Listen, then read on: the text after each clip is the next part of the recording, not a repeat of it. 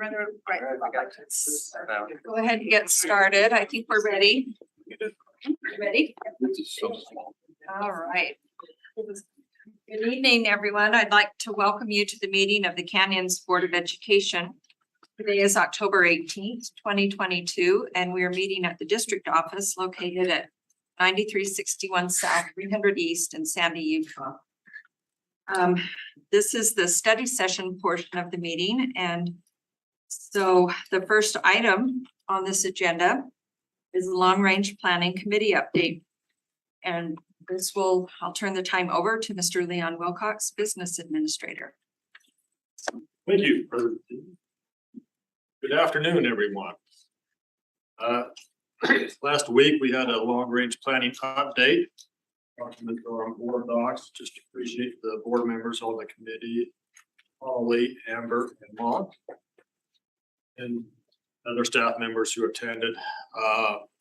We had a good discussion on many upcoming things that we're going to have to focus on and hold on over the next few months and even the next few years as well.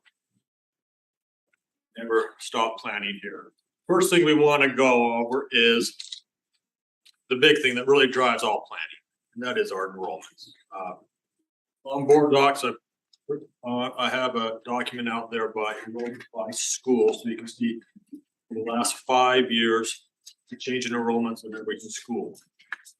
You can see there on that document and on the graph, we have started to shrink in enrollment. We did foresee this coming based on a couple of main factors we'll get to here shortly, but based on I always like to use our October 1 count because that's how we get our funding. That's what the state uses. So you can see October 1 counts in 18 and 19 fairly consistent. And then COVID hit and we started to drop. I've been dropping more since. We're down under the 33,000 mark. We expect to keep, and the bad news is we do foresee us to keep dropping as well over the next several years. So that's a big concern as we start moving forward. Here are the students by grades. And so you can see the biggest change, we're fairly consistent up around that 2,700 grades 7 through 12. You can see your lower grades here. Go over here. 2,000, 22, 2,300. Less more going out than coming in. Kindergarten's always a little bit of a wild card because some parents keep their kids on that. But it's it's not dramatically changing. So last year we had 2,138 kindergartners, we up about 60 or so here. But there lies the realities that we do feel like we're going to keep shrinking as we do forecast out. We did put the numbers together today. It shows us continuing to drop. We'll share those numbers with you and come back to you. But I do think that was our high point. 34, 138 was the high point, of the 14 years that we've been a district. Was that high point? Right. You can see by schools, we put up those schools here that have dropped by at least 15%. And you can see going down, East Monte Carlo, kind of spread throughout the district as a whole. I think the biggest hit would probably be this feeder system here, Morgan. Either if you will, was toward High East Mont, coming up toward the elementary speeding in. So again, these were just the 15%. There were 3 other schools that were just below that in the 14% range. And Glacier again, I'm combining and Monte. So that's quite a drop in several of those schools just in the last 5 years. The bright spots, gaining you Mid Valley, right? And I'm sure with the right, nice programs going in there. So some increases. Overall, of the 48 traditional schools, 33 have had a drop the last 5 years, and 8 have had an increase. So that's again, long-term planning. That's going to be something that we have to focus on. I think it can be boiled down why we're going to see this continued increase is in two things. I don't know which one's more. They both are interrelated heavily, and that is we know the cost of housing in this district. 2017, calendar year 2017. This is coming from this county assessor's office. Our average value is $373,000. See, it's almost doubled to $650,000 this year in 5 years. And that's that's the average home. Right? You're above average. Some would be below that average. There was a huge jump just from 21 to 22. Everybody saw their home value go up 30%. Right? Who else who live in Salt Lake County? See that on our property tax statements, our value went up on average 30%. So that's a big problem. This came from a seminar I went to last week, 2 weeks ago.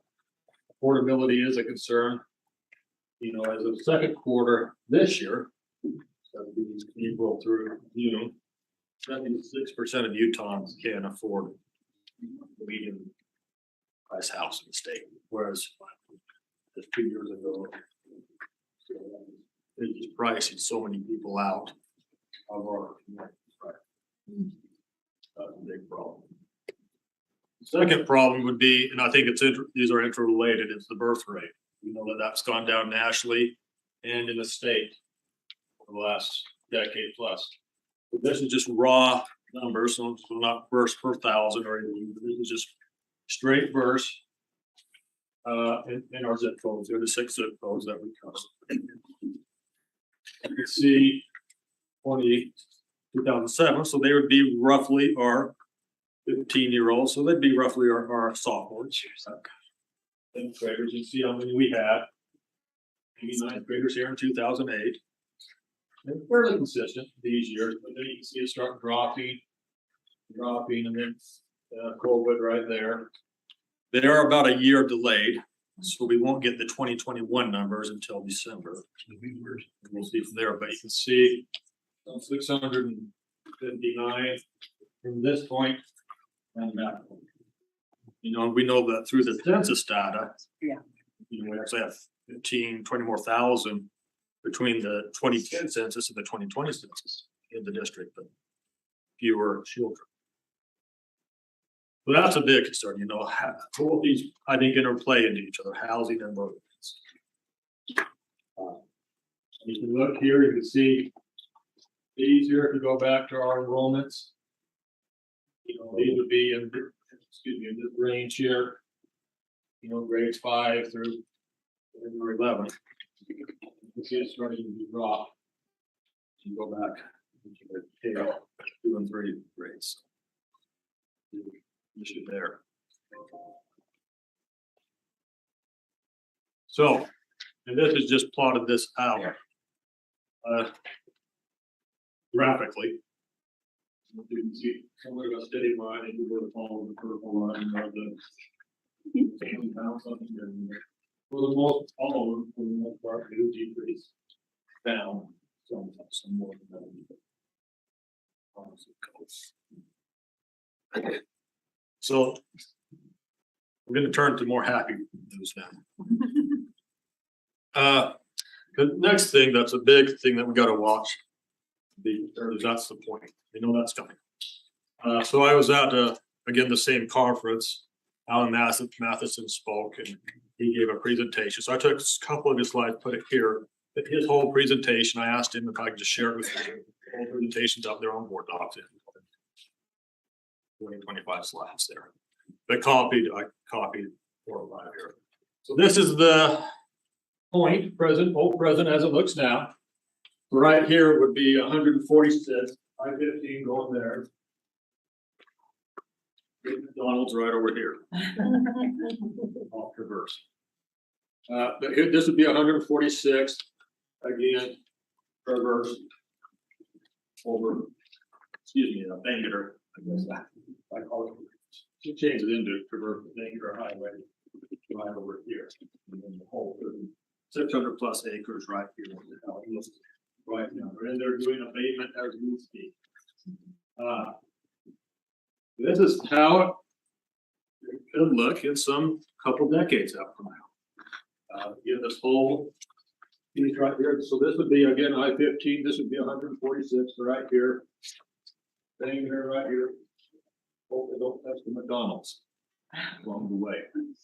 Keep in mind, there's still a few parcels here that are privately owned, not owned by the state. So this one, these that are not developed, but I'm sure will somehow develop there.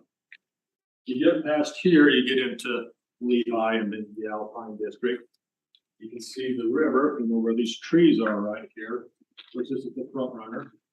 You can see the trees right here, that would be the river on the edge of the western edge of the district. So this whole thing we expect to get developed. Goes out over the next couple of decades. I'm gonna do that. Here. So this would be the middle point. All this central part. Here it is right here. Again, a little blue dot there in the middle. Very nice. Looks beautiful once that's we're going to focus on two main things. One is transportation. The other one is water, drinking water. Here's another one. So this would be looking south on the point of the mountain again. Plenty more commercial here as we get closer to the freeway. Also, some residential in the back. Lots of this will be multi-unit housing, plus our houses. May not be a whole lot of kids, but there'll be some apartment complexes in there with lots of building out there. Here's the timeline here of how they're doing now. So in 2022, you know, they've moved the prison out into Salt Lake City. So right now they're in there doing abatement and mitigation. Basically in around February, March, they expected to start demoing the old buildings. That will take some time, and then they'll build the new infrastructure, getting water, power, sewer, wells, and starting some new development. Could be 2025, 26, you know, interest rates, how they are today, will play a rate in all of that. You know, but we talked with Alan, he says, you know, this is a 1 to 2 decade process. You know, it's not going to look like this in 2029. But in 2036, it might get close to this. So, based on what we have a meeting with him, based on our calculations, we're looking at somewhere in the range of 600 to 900 A12 students. So 50 to 70 per grade, maybe a few more on the lower grades, as could be some more younger families with younger children there, but we're looking at those types of numbers once it gets built out. So, yeah. Leon, is that including the projections with that land? That's what we're doing there, because we don't know what, yeah. So there's a good possibility we could have more students if that ends up, depending on how it's developed. Okay. We'll just, into the prison, the 600 prison acres. Good question there. So again, that's how that's looking. Again, it's very exciting. We want to be a partner in that, of course. You know, how that looks as we go forward. Magnet schools, tech school, lots to be determined that way. Is there any discussion? I heard they may be giving tax exemptions. In other words, we may get the 600 kids that get no money with them, or what's the discussion coming from that? It's state property right now. So what they did is state property. What they did is pass a bill this last session that if the state continues to own the ground, they can charge the tenant equal amount of a property tax, where they can use to develop use that for the parking structures and the roads and the infrastructure. If they do sell the ground or change the ground title of the ground changes hands, then it automatically works to basically a CDA where the state captures all the money. So yeah, we can get into an interlocal agreement where we can share some of that, but Yeah, I mean, it's not. I mean, great if we're getting 600 kids. Probably we're getting 600 kids, we have to do it free. So, especially in tight times. Yeah, so, yeah, it's my understanding that Bill, the state could choose to retain ownership and just lease the land as well. So that kind of creates another layer of complexity, but there is a provision in there that the development authority, whatever the official name is of who would capture that taxes, can enter into local agreements. So I think we would probably, it would serve us well if we could at least have some conversations about it. Well, and that's a conversation that's still emerging. I mean, Draper City has the same concerns because their police, their fire, yeah, they're going to, yeah, and they have to recapture something too. So the state, everyone at the state level keeps reassuring, we understand that this is there, we're going to get to it. We get it, so. State issue that's quickly will become a local issue. Moving off to this, I will always say as we start looking at some facilities, I'm always going to be grateful we are where we are with our facilities, mainly our secondary schools. As we've seen prices just go up about the same percentage as housing prices. So I'm glad we're where we're at with our high schools. High school right now is 170 to 190 million is what we're hearing right now. So we're glad ours are done and the middle school we're here, those are going to start approaching 100 million. So we're glad we're finishing up Union, but we still have work to do. We'll always have work to do. 40 plus buildings, going into, depreciated different values. And so we're always going to have to try to keep up with our infrastructure. Couple of the big ones that we will have our eyes on is Entrada, Diamond Ridge. We love being in that new building there. So thank you for allowing that to happen. We've started phase 1's almost done. Starting phase 2, we can do that while the kids are in school. They're remodeling the science labs and a PAX lab and a daycare. We have a one-time capital funding that we'll use it for that. We may use a little ESSER's money that we have left over to finish out this project here. Big one that we've heard about is the Alta Band. So we have gotten some initial costs. We've gone through and done a design on how to move that building out towards the west. If you know where the building and the gym and where the old driver's ed room is, move that out to the west and basically lengthen the building and put in a bigger, convert into a much bigger band room. That's going to be pretty costly. We're looking at around 3.75, including the architect fees for that. Again, we don't have a hard bid on that. We've asked Hughes, our contractor, to work on that and bring us a hard number that we could present back to you, but of course it's going to be close to that. There's other issues we have at Corner Canyon, mainly the fields. Building's in great shape. Love the 16 classrooms that we put on, both making the cafeteria bigger. But we do where the water table is there. We have drainage with mainly the soccer field, but also the softball field. Looking at an engineer on what we can do there. Of course, we about have to build up the earth there to make that happen. Jordan High, there's some improvement we'd like to look at. Again, one of the feeder systems enrollment issues we'd like to see if we can't get Jordan High enrollment up. How can we do that? Rick's had a great idea about a auto shop there where the old restaurant was. Where you can work on diesel, electric, gas vehicles, and we have all kinds of dealerships from Murray down to Auto Mall where these kids can go in there, get an apprenticeship, and go right into a career very, very well. Eastmont, the one secondary school that hasn't gotten much remodel. We have gone in there and converted from a electrical heat and basically no AC into put in a boiler, a cooling system. But it has lots of needs. It was opened in 1973. It's a big building, 180,000 square feet.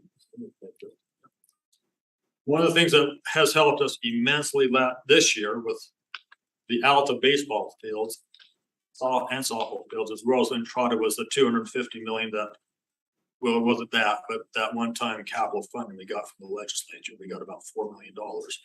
Again, the JLC is asking for 250 million. Don't know where that will shake out. I do think there's going to be some one-time money this year. I don't know if not next year though, so they may hold back some, but hopefully we can get some of that. That would be very, very helpful to get some of these projects here. Another one. Yeah, just a question for you on Eastmont. Eastmont's got several things we're starting to work on. But I'm getting some people that are concerned that we haven't done much at Eastmont and we may be thinking about closing it. There's no discussion about that in this committee. No discussion. Okay, because I hear rumors every so often. We haven't, this is one of the last ones that hasn't been done.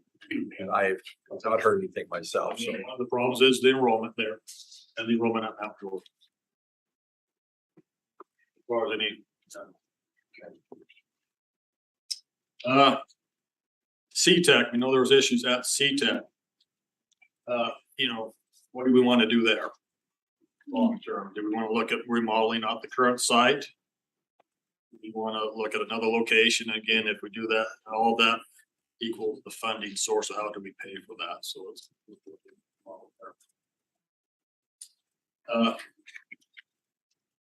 the remaining slides.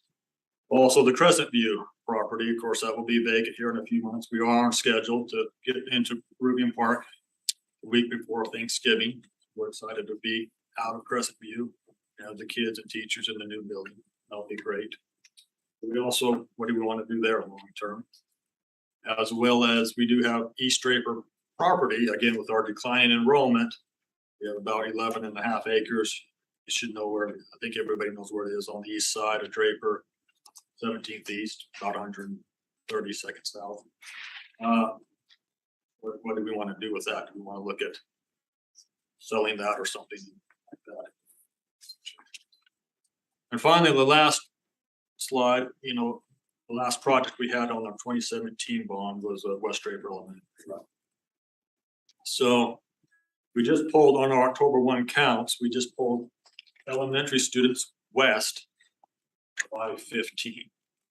I'm not saying that's where the boundary is, but just west of I-15. So we had 369 students, 153 residing between 114th and 123rd, their boundary to Crescent, attend there.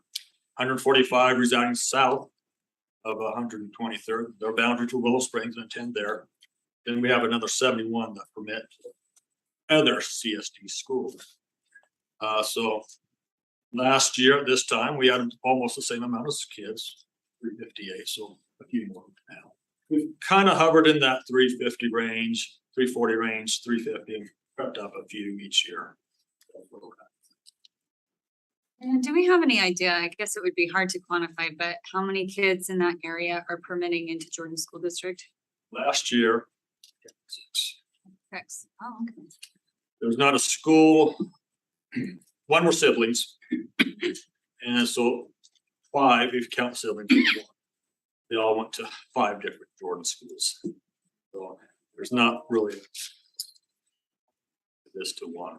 So 5. K-5 kids. So what's the capacity on the schools that these kids are coming from? If we start getting more people in over a period of time, at what point would we probably have to build this new school? And then the question runs into what we've done now. Will it be 4 times as much as if we build it now? So right here, see Crescent, right?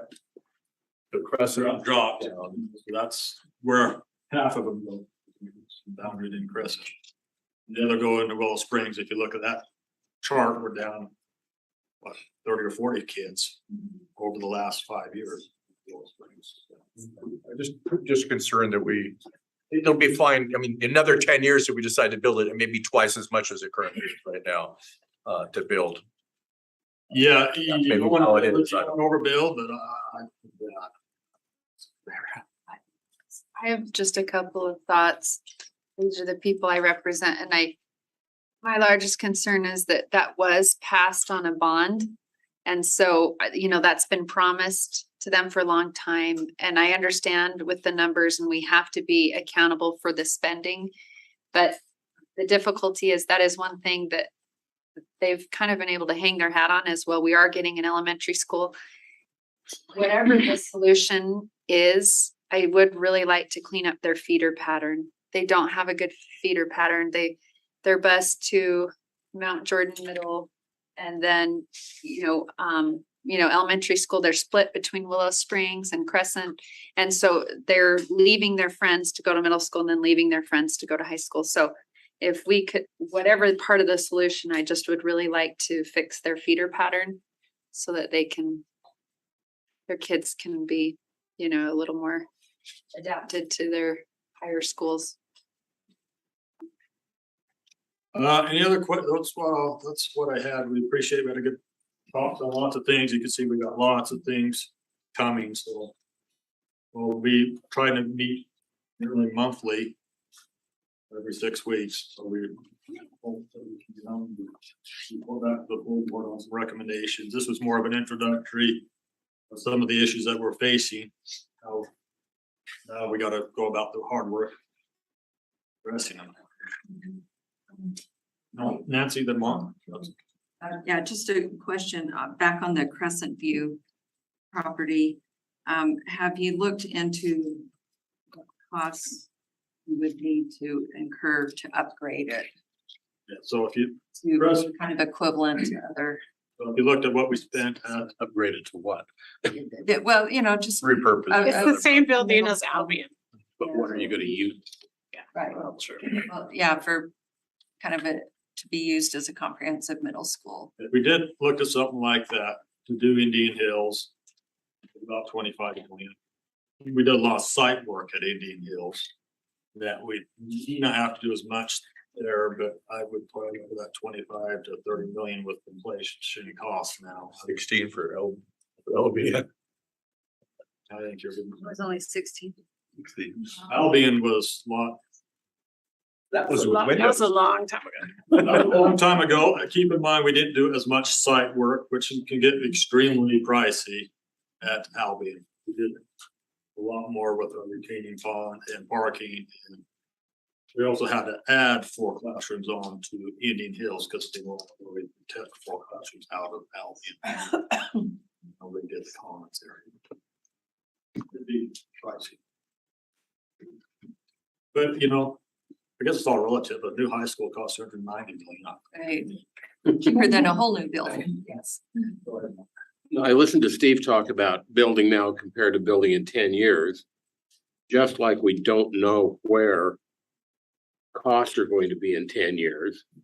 And I really hope we don't project what's happened the last year and a half forward as far as inflation is concerned. But you also painted a fairly grim picture about growth in the district. Is there any reason to believe that the population will increase in that area to justify? Because I believe in our committee meeting, the optimal number for an elementary school is somewhere around 600. Yeah. And, I think I agree with you 100%. We have been so darn good about building what we promised we'd build. But then there comes a fiscal responsibility in there Sure. that says, if we just go out and spend money to spend money, Yeah. and we can't justify putting another school in there when our current elementary schools may not be functioning at capacity already, that's a tough one. And so I just kind of like to know what the projections are for. I think long-term, I think you're gonna struggle to get 4 K-5 kids. I think you're gonna struggle to get 425 there. I think there's about another 150 to 200 homes going. But the birth rate, those homes are going close to $1 million from what I hear. So how many young families can afford this? Just along those lines, Leon and I talked, it might be worth bringing in a third party eventually to look at demographics. Perlick at University of Utah is an economist that kind of does this work and I don't know if it's feasibility or what exactly it would look like, but just to have an independent look at projections in the future and just inform that very question. So. Yeah, it's just a tough dilemma that you're in between make a promise that turns out to be not a real feasible promise or may not be. And, God, that's hard. The positive thing is we'll probably have a lot of kids moving back in with their parents because they can't afford housing. So we may get our kids back. I'm always looking for the positive. And the dad with 2 young kids, I'm about to throw this remote at you.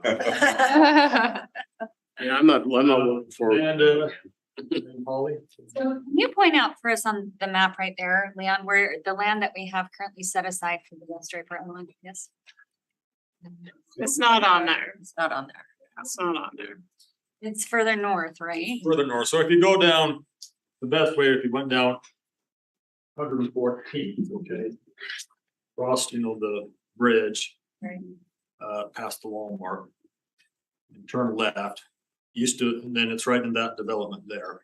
It's a pumpkin patch this, used to be a hayfield, it's a pumpkin patch this year. About 27th west. I've been there, but I'm just curious of how far it is away from the point, To the point. because that's Six, actually about 5th west here, just west of the front runner. this has come up in conversations with those on development board and stuff about how close is our closest elementary site, right? In case we had to have kids from the point area go there, and I think that's something when we're talking about what we want to do with the space that they've set aside for a school, we need to ask ourselves very seriously, do we want to make sure K-5 is routed to a West Draper elementary location, in which case it would probably be worth living something. You know what I mean? Like. Yeah, so- I thought about that a lot, because you have all this. Again, when I say 425-ish, I'm just talking about the boundaries now. I'm not including, you could pick up 300 or 400 kids, K-5 kids in this area, right? Right. Well, and the plan is, Yeah, the plan is for you to be able to walk from one end of the point to the other within 15 minutes, right? I mean, any direction, they want it to be a 15-minute city. And then, so beyond that, if they were to be picked up by a bus or however that works, I mean, how far are we talking? so It's to hard get, for me to gauge. yeah, and that's a good point. Like 36. It's almost, I would almost wonder if Willow Springs is closer Mhm. than, It's a little Yes. far. so. It's what, a 10-minute drive or? It's about, I would probably say to the property, probably a 10-minute drive. Little Springs, maybe an 8-minute drive. So I don't, kind of close to 6, is what I'll say. Bang it or. Yeah, so a lot coming, sorry. I was just actually going to make a point too about the point that when you're looking at housing that's attractive for people to come in and buy, what schools they're tied to really matter. Yeah. And so providing a good K-5 option, especially when you look at the points plans and how it's gonna be a lot of apartments up above and things, they'll probably would have young children as opposed to older children, because it looks like possibly the cost of those, they're gonna be nicer apartments. It may not necessarily be single families with a teenage kid, it would maybe be younger families that are in the tech industry with younger kids.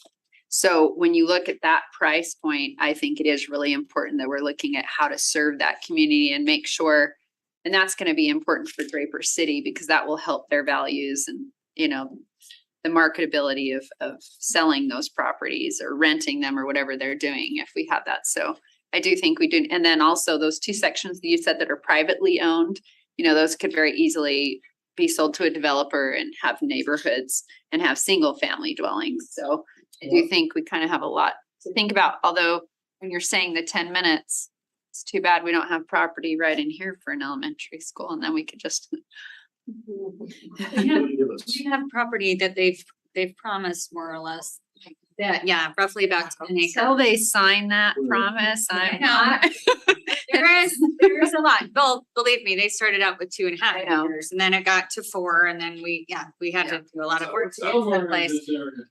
Well, and so much of it is dependent upon who ends up developing the property, Right. want to do with it. I mean, the state has certain priorities that through the committees and the feedback from the community, they are going to stick to. But as far as the exact specifics, there's gonna be some flex and change, right? So. But a lot of these walking communities, these 15-minute cities around the country, they do have schools right in it.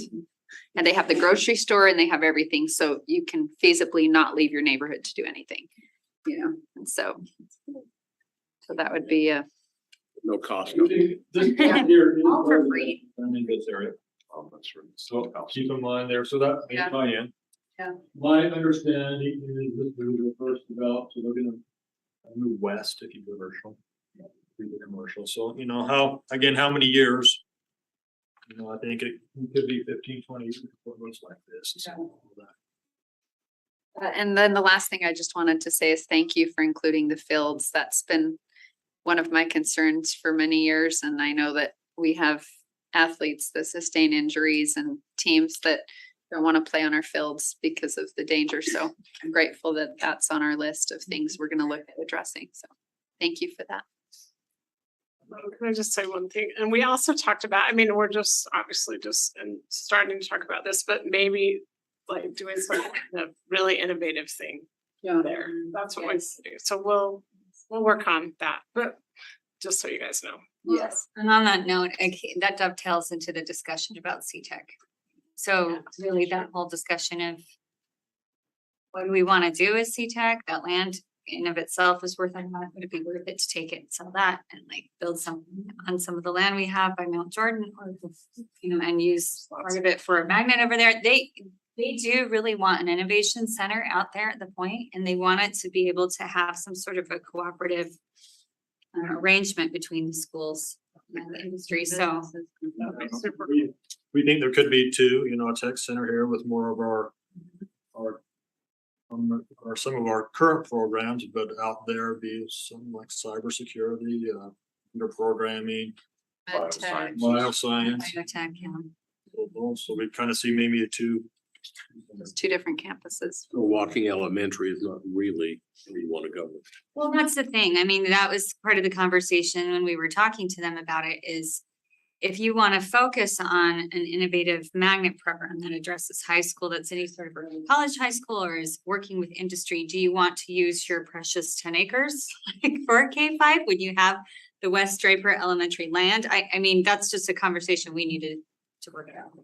So. And we've talked a little bit about both of those because it would be great to harness the tech industry and all this innovation that is really in the Point Committee's purview, right? Like that's very attractive. But then also feasibility is, you know, as far as the families that are actually living there, we're talking about a walking community. A lot of them will probably be younger kids. So there's 2. so. Any other questions or? I have one question that as the committee keeps meeting and talking about kind of enrollment, because there's all these moving parts, right? We don't know, but is there any way to track how some of this current enrollment decline is tied to increase and expansion of some charter schools and private schools? And We have the charter school data. So I be honest with you, we don't have private schools. I don't think a lot of. and We capture more students. Last year, we captured about 90% of the public ed students, if you will, charters. then another thing I think we need to keep in mind for the committee to keep in mind as you continue your work is that as the point develops, as you mentioned, kind of the first developments are going to be more commercial, corporate, office space, things like that, which is likely to draw employees that are going to look for housing in our area. So we could see a bump in enrollment kind of in the whole general area, not just within the boundaries of True. that. So I'm just gonna put mine out there. Just put a big old baseball stadium right there. Mayor Walker would be really happy to hear you say that. Yeah. That's what you're supposed to. I want a football Give it all up. Give up on that too. Right? Professional football. So anyway, we'll look forward to more reports upcoming. We'll bring some more, we're gonna meet regularly and bring some more Let's go. serious proposals. Get to stop. It's okay, I'd really like to do this. I've kind of been waiting. Go for it. Yeah, so thank you very much, Mr. Wilcox. So next on the agenda is the C-test report, and I will turn time over to Mr. Steve Diamond, Director of Human Resources. And I believe the PowerPoint is on here, but. Yeah.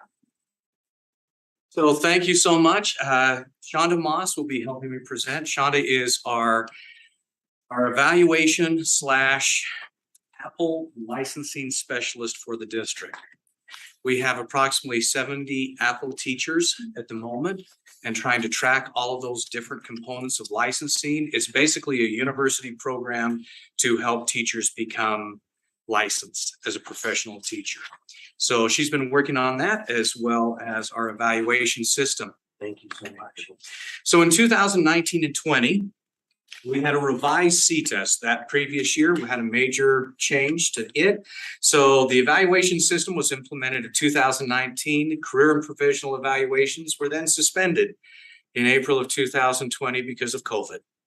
And hopefully we never have to go back to anything like that again. Educators were automatically advanced to their next evaluation phase. That was just part of what had taken place. 2020-21, career educators were formally evaluated pursuant to Utah State Board rule. There were some adaptations that they gave to us because of COVID. Provisional educators were summatively evaluated with COVID-19 modifications. And then the educators were advanced to the next evaluation phase according to what their recent overall rating was. This past year, career and provisional educators were evaluated using the USB approved system. So that took us up to that point where changes were made. The next year, completely different because of COVID, and then shifting to there. So this year, we are using C-tests without modifications, without COVID restrictions. So we are sticking with our Utah core code and board rule with our instructional quality rating, student growth rating, and stakeholder input rating, as well as the code rule for what the ratings are: highly effective, effective, emerging effective, or minimally effective and not effective.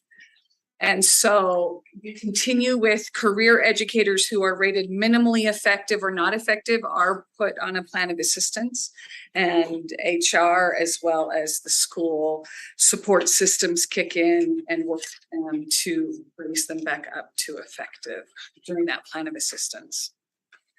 As we continue forward, we look ahead. USBE has updated Utah Effective Teaching Standards, the UETS, just recently, August, barely recently. USBE is currently seeking input in looking at revising evaluation from the state level. And we've listed there the proposed evaluation system that they are seeking input on is based on goals, classroom observations, and an educator portfolio, which sound really similar to us, to what we already have. But it is focused on creating SMART goals, and the observations would be the administrator coming in to observe the educator and giving them feedback on those SMART goals.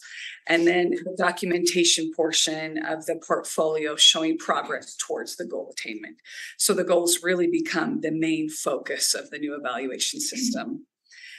The way that they are sending it out for feedback is that it would be for reflection only and could not be used for any job action.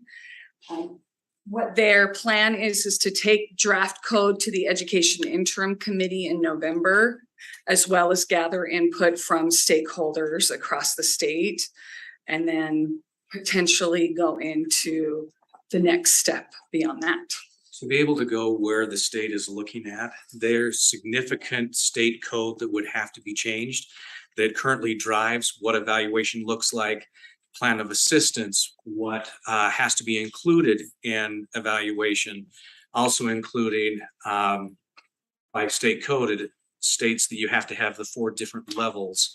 And so they've told us that they are going to be going in November to the evaluation interim committee to start making proposals. Malia today in one of our meetings talked about that they have support from some of the members of the team or the legislature. The problem is going to be is you have to get the legislature to approve the changes before you can really make any additional changes. So right now, until the Utah Code and USB Board rule providing clear expectations and directives regarding the educator evaluation system, what those changes will be, we're recommending that we continue to use the USBE approved C-tests, remaining compliant with current Utah Code and USBE rule. If they change it, then I think we need to go at that point and then start looking at what we need to do. But until they actually tell us you need to change, and they've changed the code, I think we need to stay consistent with what would be our recommendation. So that's kind of where we are at the moment. And it'll be interesting to see what happens at the state legislature, to see what changes they make, as well as what happens with USB board rule. Yes, Steve. So when Claren is here, she probably asked us, so what is Jordan doing? Because that's the biggest issue that sort of brought this to forefront. We're not quite, we are compliant with state code and USB board rule. I don't know what Jordan is doing and if they have gone back through an audit to reaffirm that they are compliant. I can't speak for Jordan, so I wish I knew, but I don't. We're not exactly sure what exemption they may have or may not have, but we're following rule at this point. Yes. And if we don't follow rule, we could probably be cited for it at some point. If the committee goes to committee says, no, we're not gonna go for that, then they'll come back and wonder why we're not doing what we're doing. Yeah, I can never second guess the state and the USBE. I just figure that if it's in writing, that we try to do our best to meet what's stated. And how do they do for performance if they're not using this test? What do we use if the person's underperforming? Is there another thing that they're gonna come up with?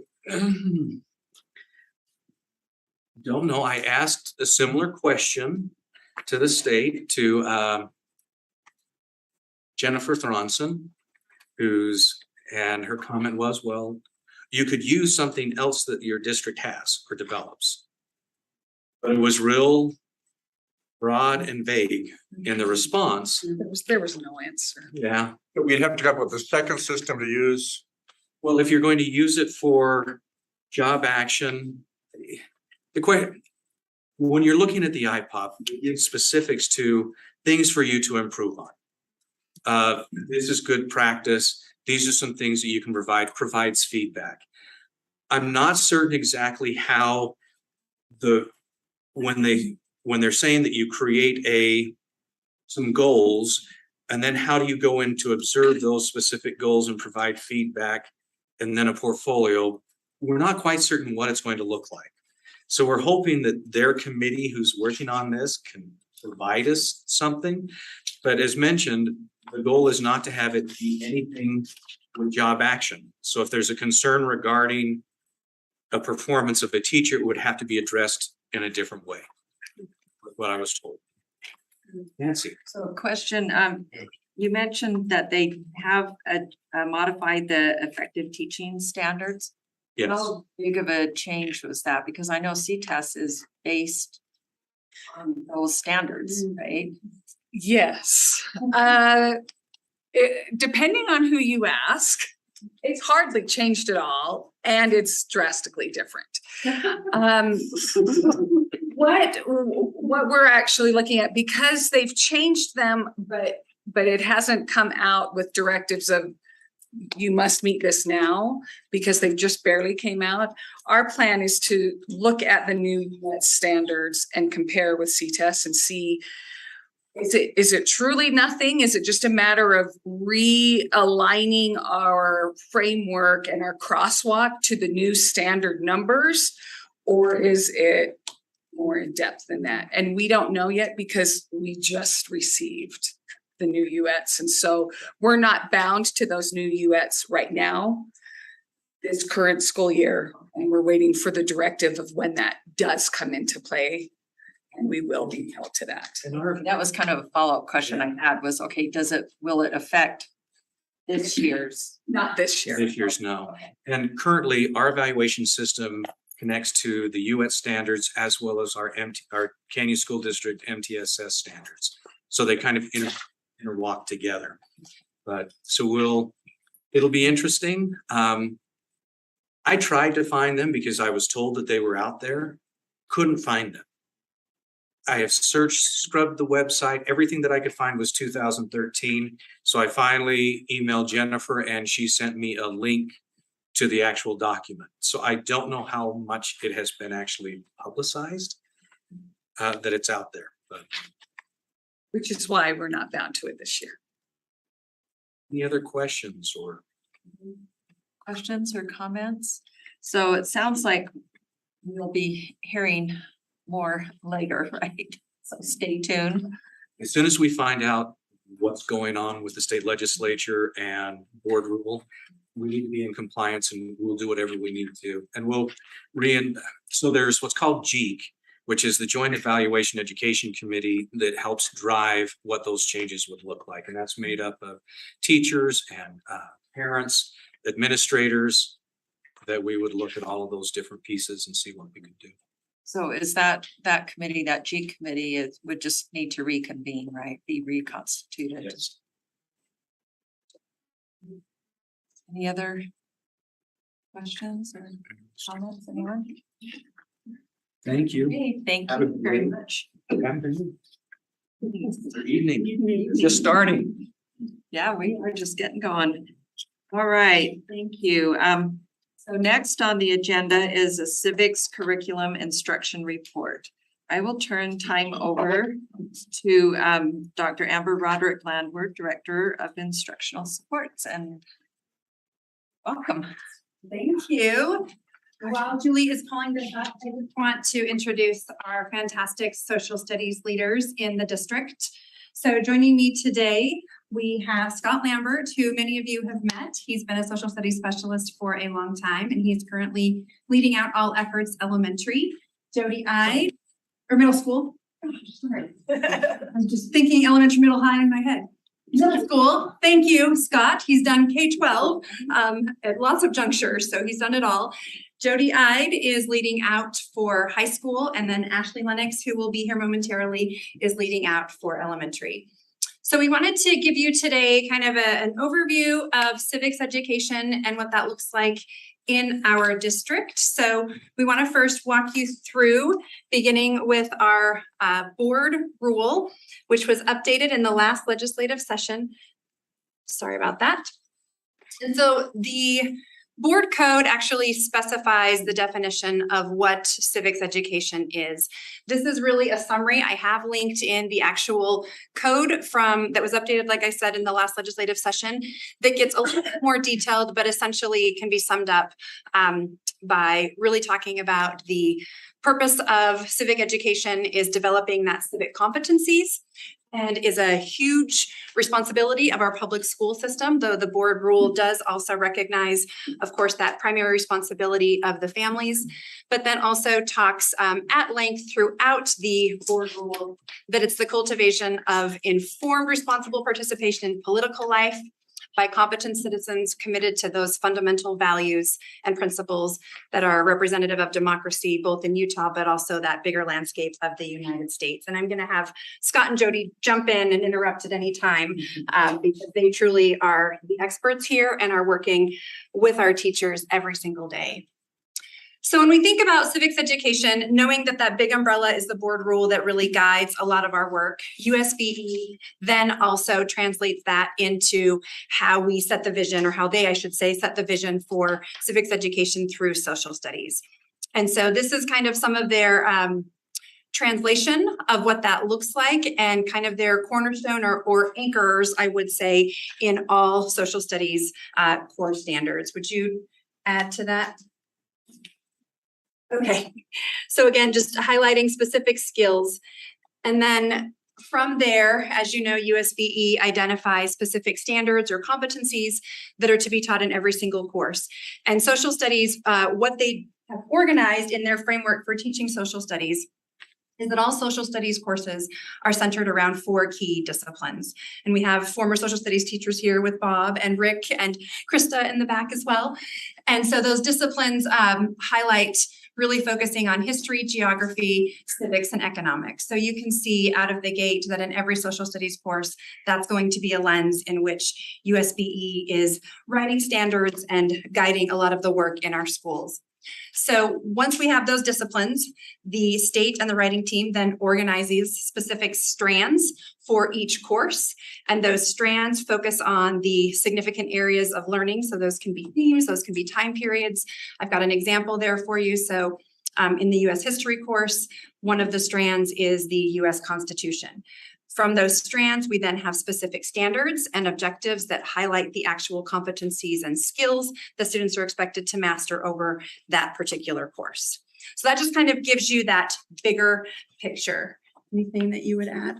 Well, no, I was just lucky enough to participate in the group that helped write the standards the last time around. And we were super conscientious about including elements of all 4 of those areas, including that civics piece was a key component. We looked at different ways to include how we can get kids to talk and interact with their local communities from those. And so, for example, in 7th grade, there's a whole section where they are encouraged to write to a local representative and to interact with them and to work with them. So as the state standards themselves, civics and the state standards, civics, and all 4 of those little key areas are embedded specifically and in depth in each unit that we study. So just wanted to reiterate that part, that writing process, it was a very thoughtful process to include civics, especially on that.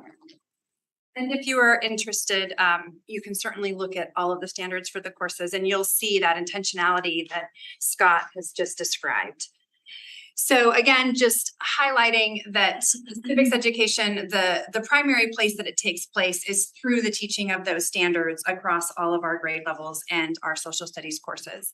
So here I've just summarized what we're teaching at each level. So you can see at the elementary that bigger focus or umbrella that gets into those 4 disciplines. K3 is around the community, moved into Utah studies in the 4th grade, and then US history in the 5th grade. We then continue on in middle school where the focus is on world history in 6th grade. And again, remember all of these are connected to those 4 disciplines. And then 7th grade and 8th grade is again I shouldn't say a repeat, but a continuation of the Utah studies and US history. As our students move into high school, what you have here is a large sampling of what our course catalog includes, which is all of the courses that are social studies, either required or electives, includes AP and concurrent. And some of these courses are currently being taught. Some of them have been taught in the past, but they are all part of our General Canyons course catalog. And this is not even all of them, but we wanted to highlight the portion of courses that really are focused in those particular disciplines. Any questions about just kind of the makeup of the standards and how it leads into the courses? Go ahead. So these the high school programs, do they have those 4 core in there also? People often ask, when are you teaching civics? I want to see a civics class. And you're saying we don't really have a civics class. It's embedded in each one. 12th grade is government and civics, and there's over 50 standards. And so. But in the writing of those standards for the state, in geography, in world history, and in US, There are also. the civics was also embedded in each of those 4 areas. And we applied for a grant this year that we went through every single standard and picked out all the civics standards. And there's multiple standards in every single group. It's highlighted. would it be possible to give us an idea about how many hours total civics we'd be getting through all these courses? If you did all, if you followed it, I just wonder, because people say we're not, universities have many hours. Daily, because it's so embedded and integrated. I don't know if that's what we're both going to say, but Yeah, and even though there's standards that are embedded, so one teacher might take Right. 2 or 3 days on that one standard, another teacher might take a little less or a little more time, so it's hard to say each student will get X amount of hours, but each student is taught to mastery of those standards, so no matter how much seat time they get, they're exposed and are expected to achieve mastery to meet what's expected from that standard. Thank you.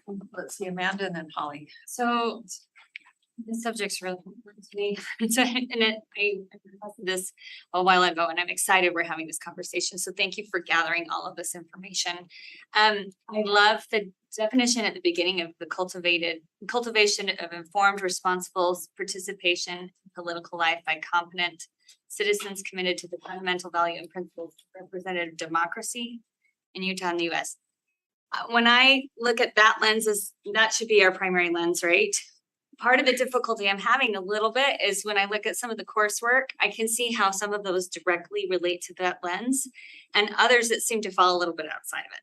So I don't feel like, just to distinguish, like when I'm looking, like for instance, I've had 3 kids now that have taken AP Human Geography and it was an awesome class and they learned a lot, but I don't know how much it's really addressing things like civics or promoting democracy, promoting some of those principles. Does that make sense? Like I have some questions about some of these, like, even Model UN, there's a focus on the United Nations, but it might not necessarily be promoting the Constitution and the Constitution of the state of Utah. Does that make sense? So I think anyway, we're just trying to figure out the distinction of where we're getting pure civics according to the lens that was set forth in the second slide. well, not every course is going to focus on Utah because again, right, that broad civic piece. And then keep in mind for our AP and our concurrent courses, we are held to outside organization standards. So the College Board sets those standards for our AP courses.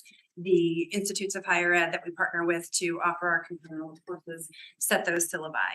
So with that said, I think there's still quite a bit of integration. And Scott, you taught AP Yeah, so Human Geography, so you can speak specifically. with classes like that, I love anybody that brings up AP Geography. That's kind of my baby, actually. So That's a great class.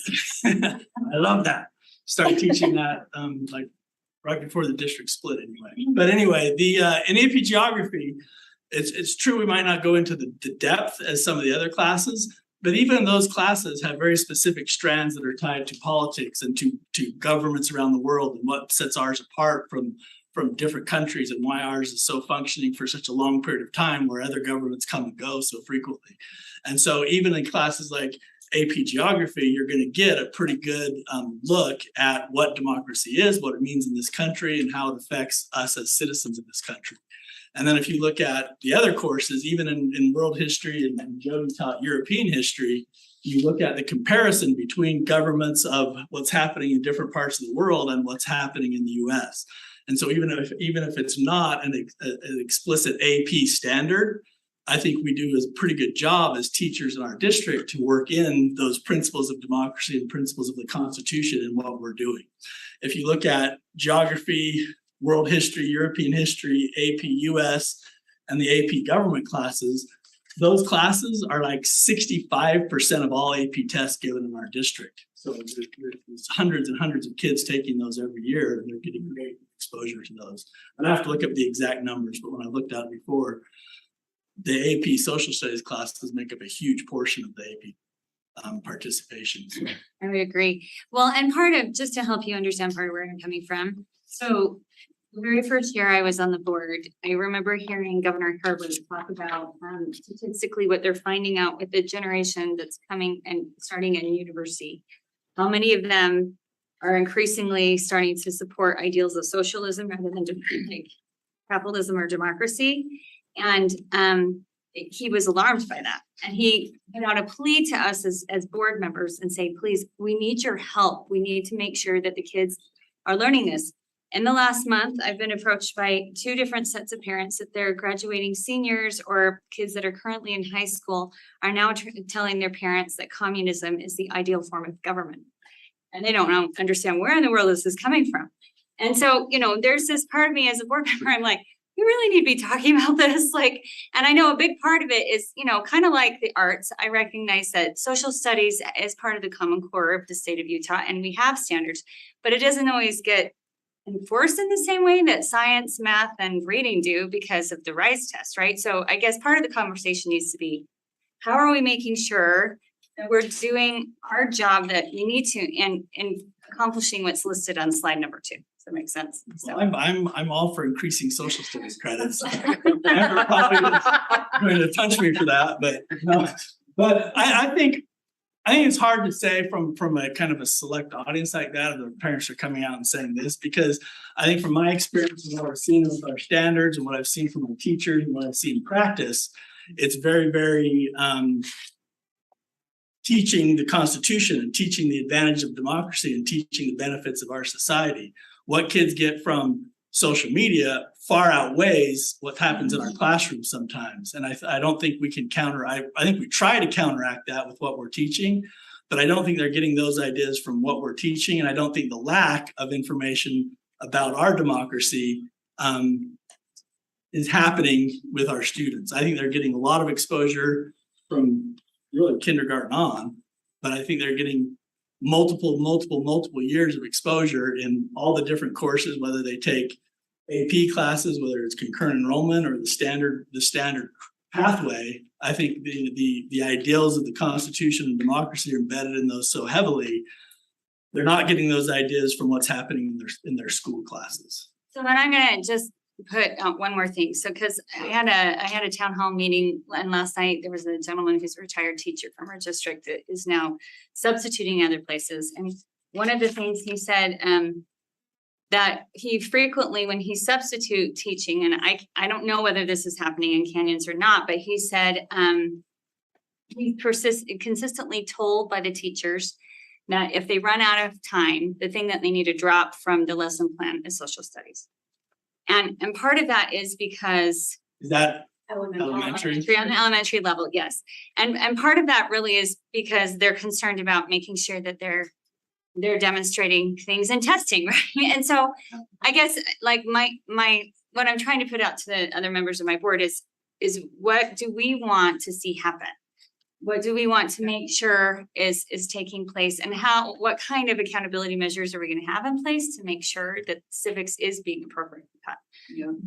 And I think I'll leave that discussion with Amber a little bit more. I have some of my ideas and actually our elementary specialist is not with us, and we've talked quite a bit about some of those things, but I don't think it's a place to say right now exactly what that is. So, and I actually have a question about that with K-3 talking about community.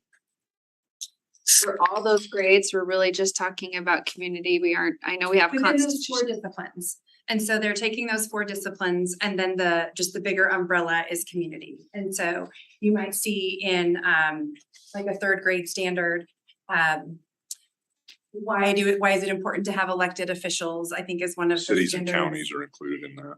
So I mean, there is some things. Just wondering, why, when I was in Granite School District and in 1st grade, we were learning about the founding fathers and learning a little more American history. And it seems like waiting till 5th grade to really focus on US history, just, I think that there should be some patriotism and what's great about America. I know we have Constitution Day, but, a little more in those earlier grades.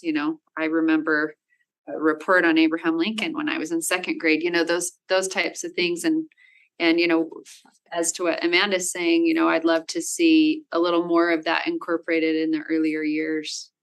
Because it's sad to think that maybe a kid is in 5th grade before they understand who Thomas Jefferson is, yet they've had social studies for years, right? Right. And I think that, again, they're building the foundation with the standards to be able to understand the basics of those 4 disciplines as they then head in and can start thinking critically. Remember, K3 is also where they're learning to read. And so anything that they're getting related to science and social studies, it's very, very heavily modeled and scaffolded because they don't necessarily have the language to dive in on their own.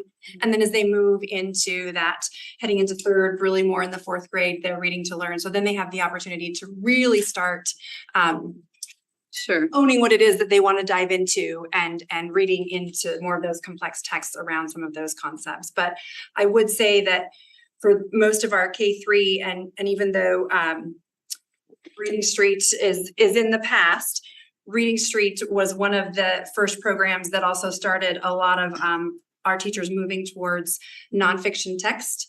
And then fast forward now to Wonders, the high majority of the text in Wonders is nonfiction and is centered all around social studies concepts. And so again, even if the standards aren't highlighting maybe explicitly, and I don't know all of the K3 standards off the top of my head, if it's not highlighting specifically the founding fathers, chances are within each of those grades, they're reading about democracy, they're reading about past presidents and political figures.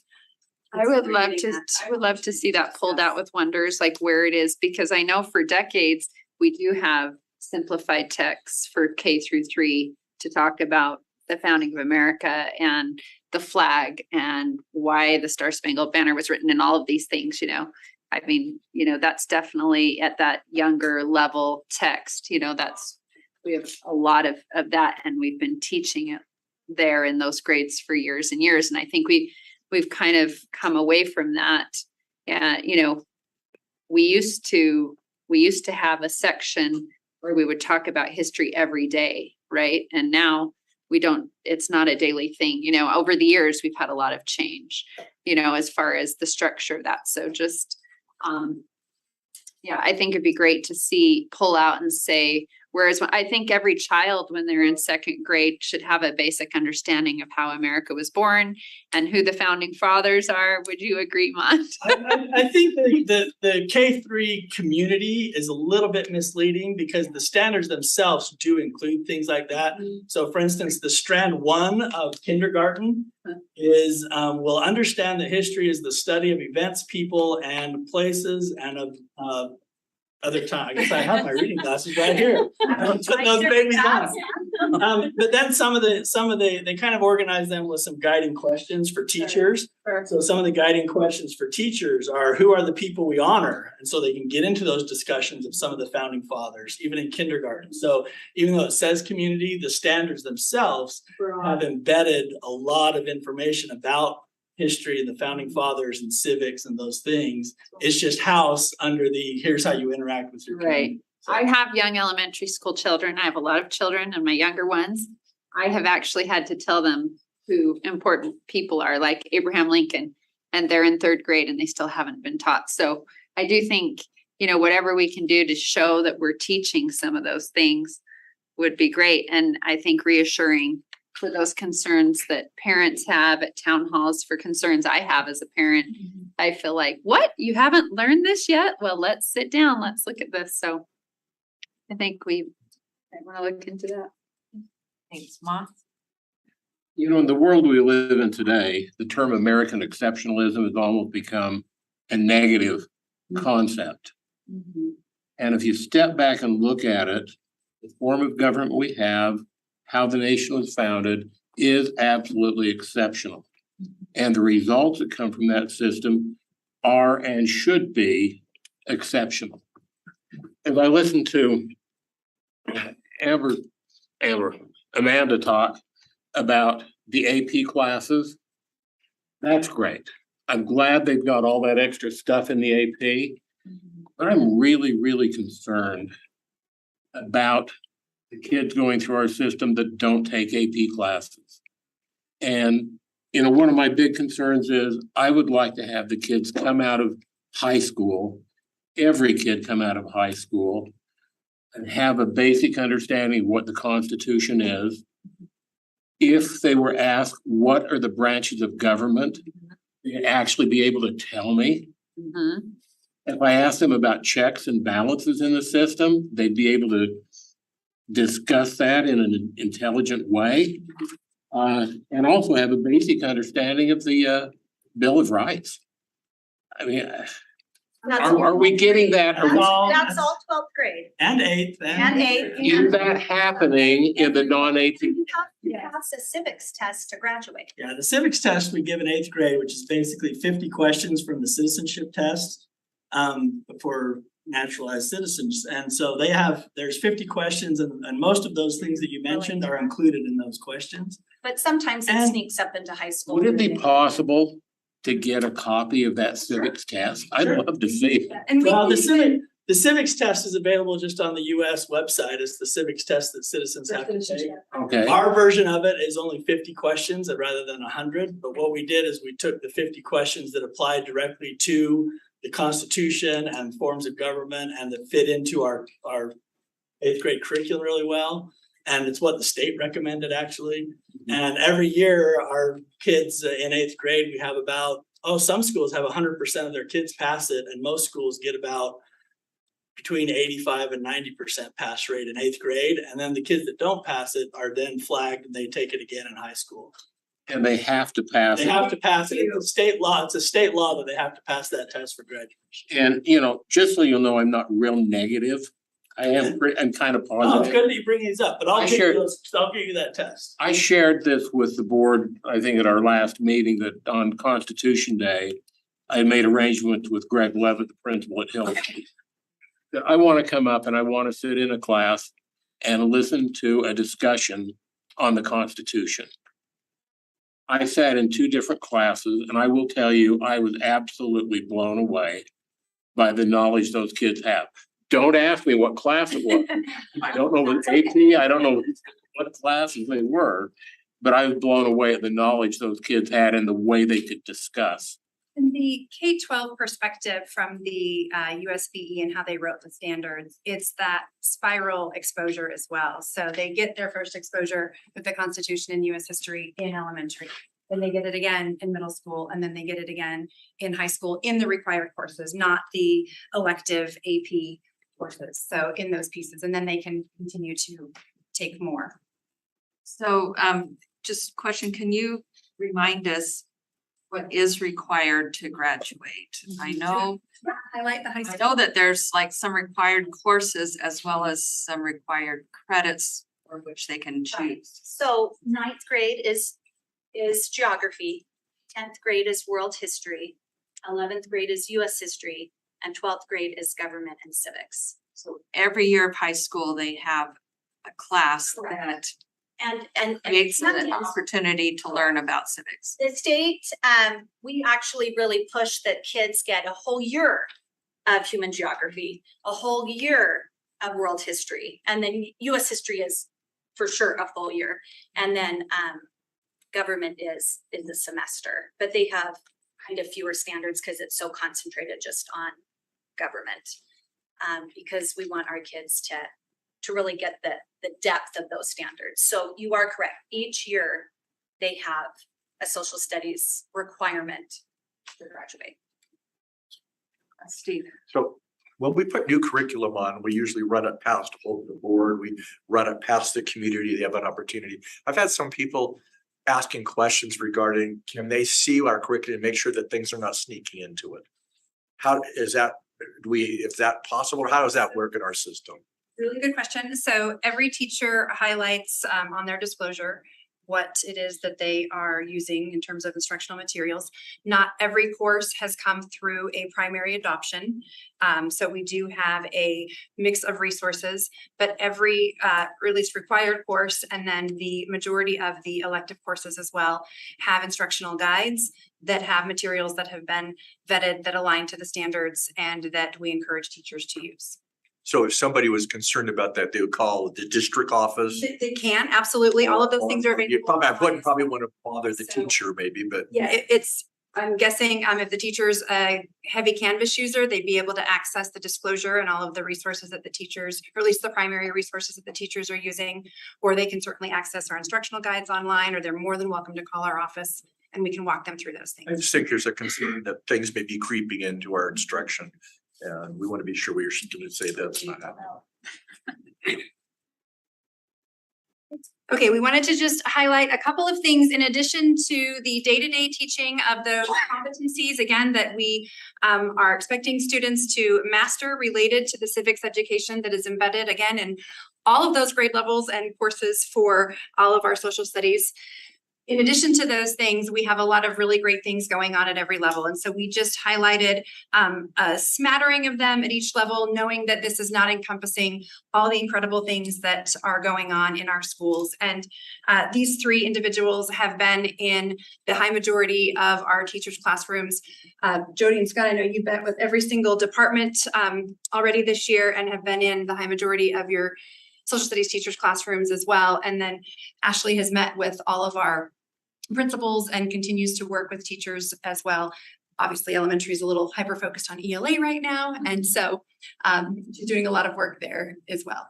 But in elementary, you can see that we've got a lot of great things happening. And we tried to capture things that we know are happening in a number of schools, not just one-offs, but things that are a little bit more common, as well as some of the things that we just wanted to highlight. So you're all aware of the Constitution Day activities.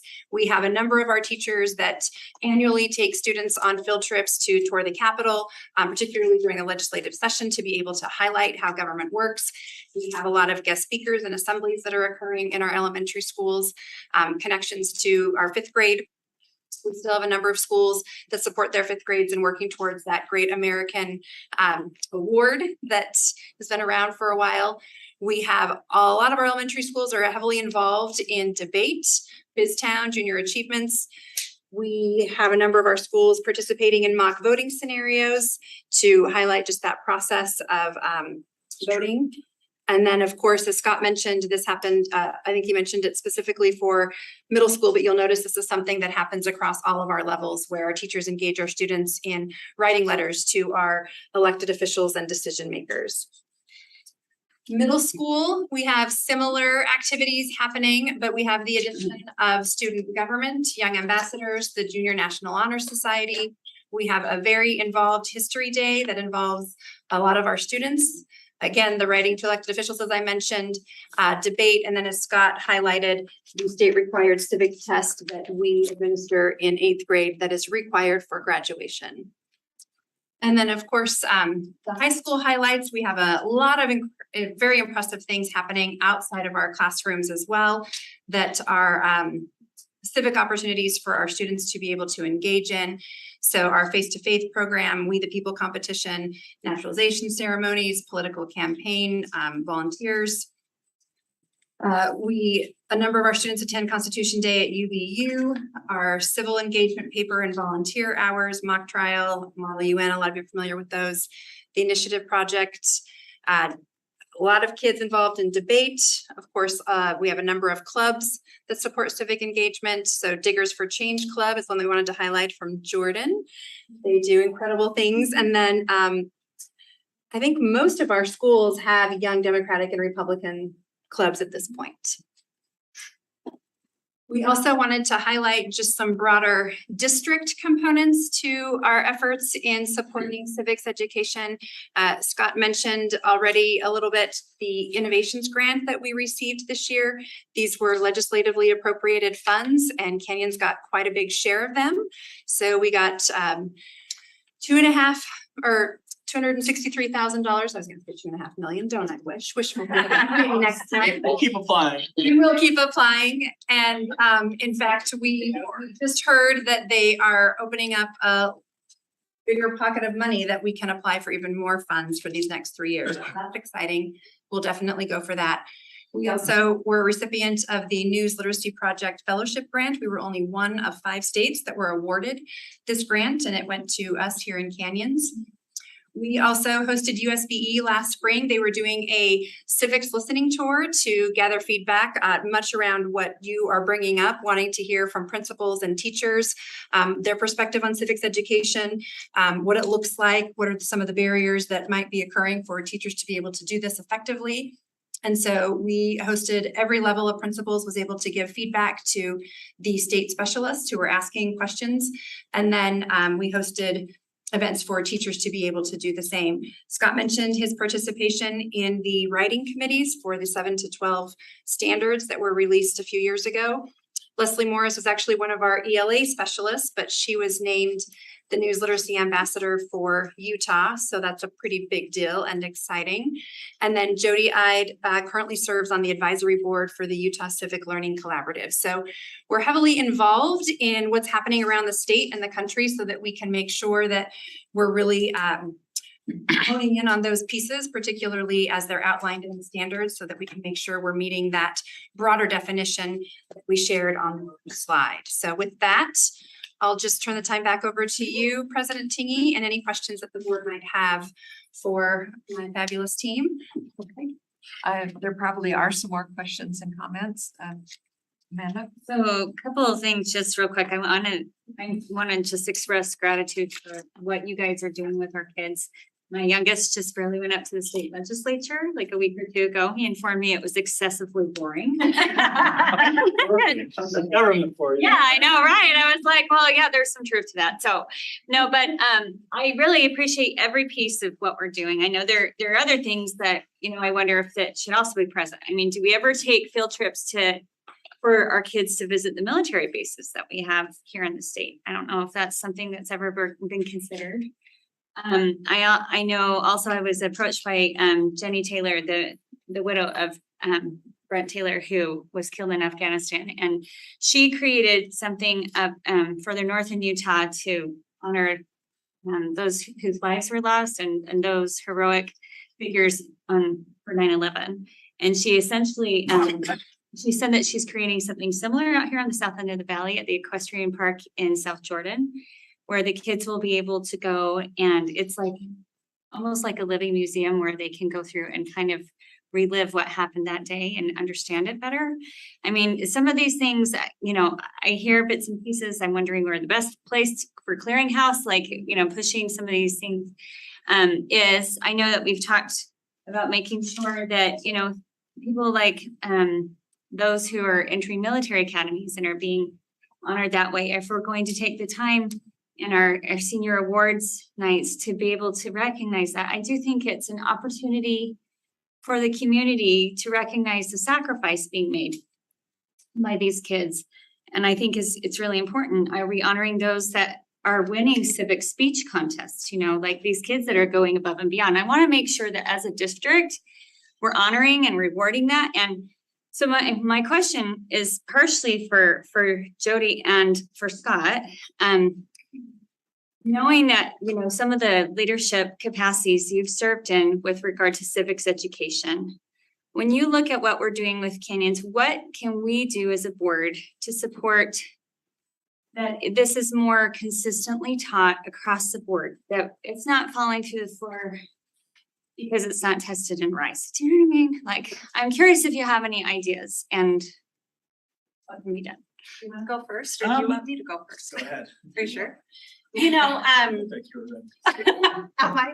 Well, I taught history for 17 years at Brighton High School. So history is something I'm so passionate about. And I love that you guys are so passionate about it as well. Unfortunately, one of the dilemmas we do face is it isn't a state tested, subject. And even though we kind of acknowledge that, that is tricky. Right? Because Next things, yeah. It doesn't get put on the back burner, I think, in secondary as much because these kids have to take these courses and our teachers are doing the work. But I think just in general, sometimes it's easier to look at, our literacy rates, right? Or how are the kiddos doing, in math, and, what about science, and then, to funnel the resources and attention into that. And so just knowing that we have so much board support for what we're trying to do is wonderful. And I think it's going to take more collaboration and knowing your vision and making sure we know the state's vision and creating something really wonderful at Canyons that really is, dedicated. I want to say our teachers are for sure dedicated, but you know what I mean, holistically dedicated. Well, then it's supported It's from supported. our end, right? Yes. I mean, one of the things I think about is some of my earliest memories of learning about our country and patriotism had to do with musical programs. I mean, we would sing some of the patriotic songs and but I know like in the process of trying to, again, like do well on the rise, that a lot of teachers, like that's getting pushed out. Do our elementary school principals feel right now like they have permission to be able to have a program like that with the kids? What would you say, Ashley? Right. I think it goes back to what Amber said earlier about trying to find these beautiful ways to embed both, right? Where how can we take some really great, strong nonfiction text, which we do have within Wonders. I love that you brought that up, Polly, of some of those places where we can find both. And that's also, again, the beauty of like our Brain Boosters system and what that can offer in some of those ways to once again, to just weave it throughout. Well, I mean, even I'm just thinking like elementary school choirs, for instance, right? Some of those come even before school. And do they feel like they have permission to say, like, we're gonna do like 2 or 3 patriotic songs? I don't know. I mean, I'm wanting to make sure, yes, yeah. And I think at the elementary, it's not so much about permission, it's about capacity. Remember, you have one individual responsible for all core areas as well as every standard. So an elementary teacher is not just responsible for English language arts, math, science, and social studies, but they're also responsible for all of the standards in health and PE, in art, in all aspects of art, as well as computer science and technology and digital citizenship as well. It is a lot. It's a mouthful, right? But then there is this part of me that thinks, even if we produce students that are excellent in math, science, and reading, if they don't know how to be good citizens of this country, I feel like we failed. Like I mean, Fire. come join our team. And so I don't know, there's this, I get that. I mean, I don't know, like, here's another thought that comes to mind is I know that once the RISE testing is done at the beginning of May, is it possible that the last 2 or 3 weeks of school, when things shift because that test is not looming over their head anymore, that provides a blossoming opportunity for them to do something like this? You know what I mean? I know, anyway, I'm just throwing that. I've talked too much. Go ahead. No, I was just gonna say, as far as getting information out to teachers about opportunities and things like that with field trips or places to visit, I think we all do a pretty good job of communicating with teachers, but even as much as we try to gather all the information we possibly can, if there's something that you see and are passionate about and want us to know about it, shoot us an email. We send out information to our teachers twice a month and provide opportunities and send out information about essay contest and then youth senate contest and whatever it might be. And so if there's something you feel has been missed or not seen, send it to us and we'll get it in front of teachers' eyes and then encourage them to participate in whatever. Well, I'm even thinking too, if you have school community council members or members of the community, I don't know if there's a place that shows a clearinghouse of potential opportunities, because I think the best thing would be for a parent to come to a principal and say, I'd really like my child to participate in something like this. What can I do to support that? But sometimes they don't know what exists or what's even possible. And sometimes subs, that's tricky with field trips in the secondary level, right? Because you might not teach a full schedule of a certain, and so that on a high school level has made those kinds of things a little trickier, right? The last couple of years.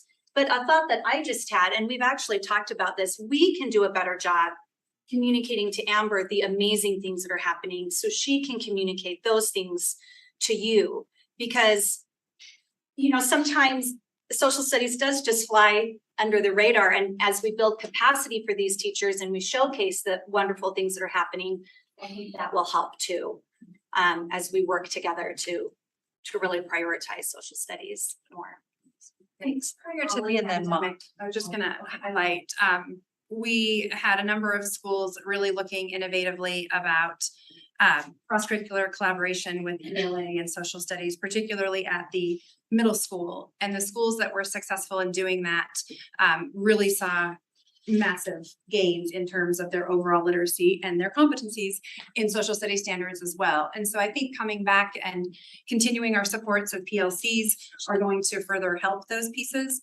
I also think what you've outlined in the strategic plan in terms of personalized learning will give us those opportunities to really outline those pathways for our students that they can continue to walk down the paths of interest beyond just what's required and how we can look at what that means for them exiting our system and what's required with graduation. There's focus groups going on right now with USB around the requirements for graduation. And I think anytime we can influence those conversations around things like this, it's helpful because that's what allows us more opportunities to open up for our students, because right now some of our students do get bounded into what is required when they might have an interest in taking more than what's required, and for whatever reason, because of the graduation requirements, may not have that opportunity. So I think we can look at creative ways that we're identifying course taking patterns and pathways for students as well. More of our high school principals are going to serve on that particular committee. So Daryl Jensen, Tom Sherwood, Bruce Ashler. Oh, just kidding. Our high school specialists and Jesse are also serving. We've got hopefully a lot of influence in those as well. Yeah, that's great. Okay. Okay. Holly? As we were talking about different opportunities in elementary school, something I mentioned at our roundtable in our board a few years ago was the Great American that we do. And at that time, we did it in some elementary schools, but not all. I know since then we've added some more elementary schools to that, but that's an amazing program. If we could have that offered in all of our elementary schools, I think it's so fantastic. And I've sent my kids to 3 different elementary schools in this district, and I know which ones do it and which don't. And it's an amazing opportunity for these kids. So I would love to see that expanded to all our elementary schools. The other thing is, I know we have certain elementary schools that do those patriotic assemblies. They do a big veterans assembly.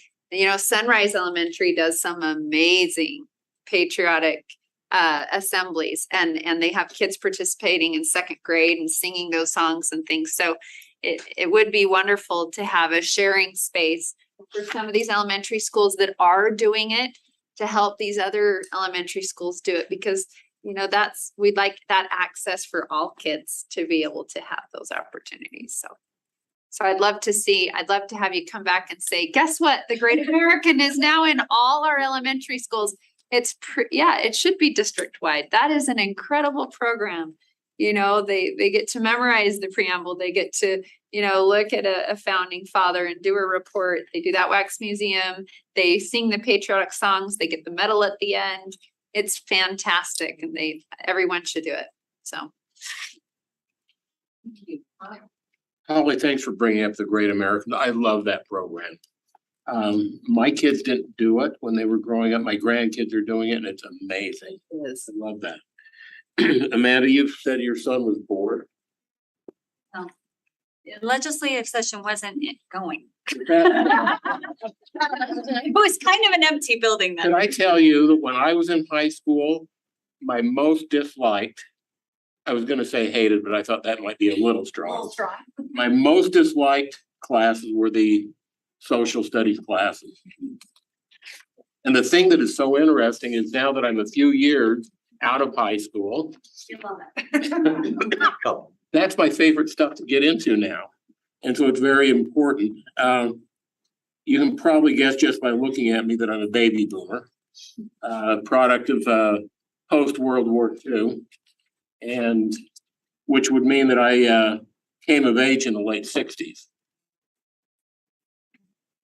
November 11th, I think it's so interesting, it's the 11th month, the 11th day at the 11th hour when they signed to end World War II. I have received one invitation from one elementary school to attend a Veterans Day program.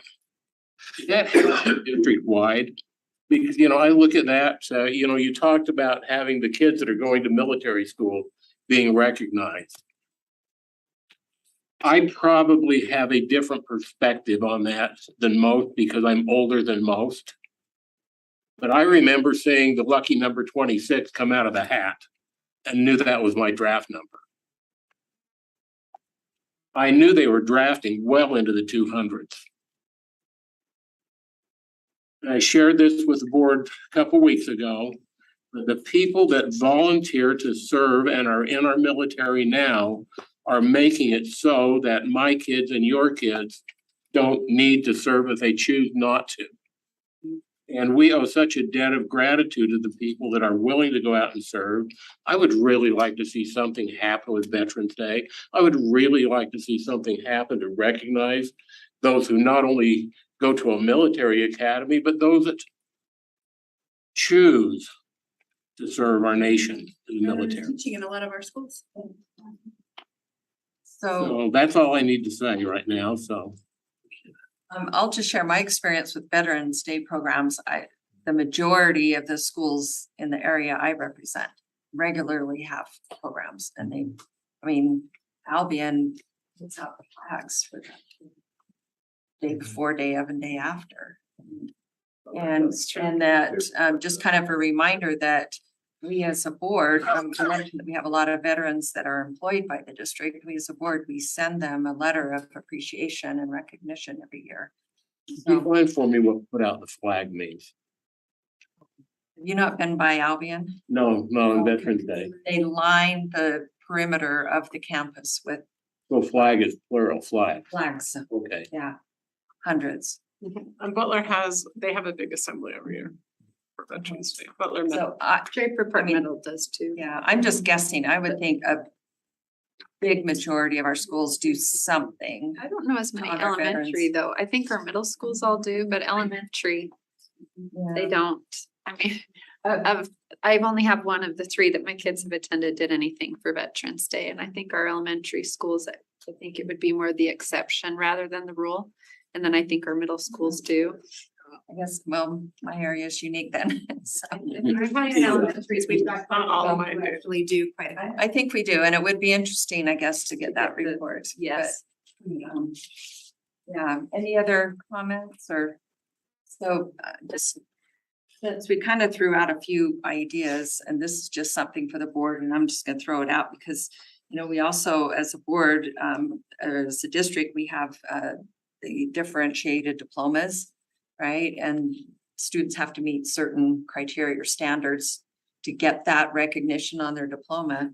I think in conjunction with our strategic plan, with the idea of creating a Canyon's portrait of a graduate, we could highlight something and put out there a little bit of a carrot for students to kind of go above and beyond what's actually required and have it be recognized on their transcript in a way or on their diploma or something like that, where they've done more than what's just required. So I'm just throwing that out there to those of you that are serving on that committee, looking at that. So, just as an idea. Any other thoughts on this topic? Thank you so much, and thank you for being here. To highlight this important topic, and please, if you're wondering what's happening in our schools, like I said, don't hesitate to contact us. These three are living alongside the teachers, and so they are the ones that can really represent what's happening in our schools. And as you can see, they love to talk about it. So please reach out and let us know how we can answer any other questions that might come up. Okay, guys. Thank you so much. Thanks for being here. Well, could we get a report then of who all is doing the Great American and who's doing veterans from them, just in an email? Yeah, Superintendent. I took some notes. Oh, great. We're also partnering with Sandy City to do what it means to be an American essay contest this spring. So Great. we'll have representation there. So that'll be awesome. Let me just say, before we as a board say everyone has to do it, I think we need a report on what that is, what does that mean? What do we expect? I think we just can't throw stuff out hey, we want everyone to do this, we want everyone to do that. Sure. Because schools may be doing something different, right? But doing their own unique thing that their community values anyway. Still good. Yeah. And to be specific, that Great American the kids elect into, there's all these requirements. And so the schools that do them, there are certain things they accomplish throughout the year, but the kids have to do stuff on their own at home too, to get it. So it's kind of an opt-in. It's not. Oh, okay.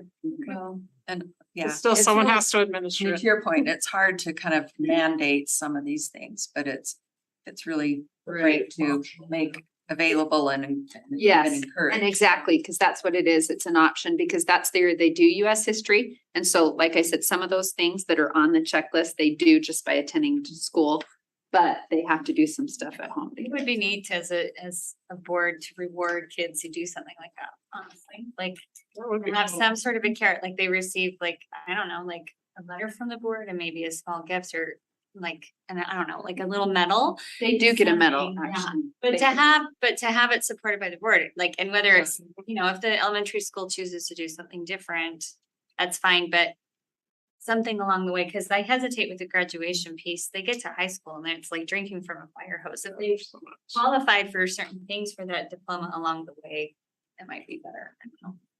It's not too much to ask that every school honor Veterans Day, so I've just given these guys a directive to make sure that happens. Great. I'm not sure what that looks like, but you know, to not, it's not an option. Right? I agree. Great, great, good discussion. Thank you. Okay, next on the agenda is a policy update. And there's a new policy and a few policies, couple of policies that are being revised. This is a first reading. I'll turn the time over to Jeff Christensen, Assistant Legal Counsel. Thank you, President King. So tonight we have two policies that are based in both statute and USBE board rule that are just updates so that we're compliant with state statute and code. And the other one is more of a discussion, not really law-based, but more internal to the district that we'll discuss. So the first one is a new policy in our HR section.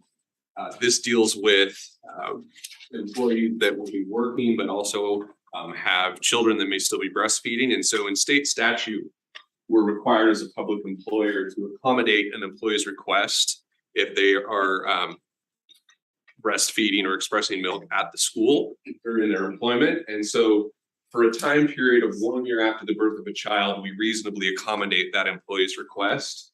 And then the statute also provides that the public employer provide a room or other location to breastfeed or express milk.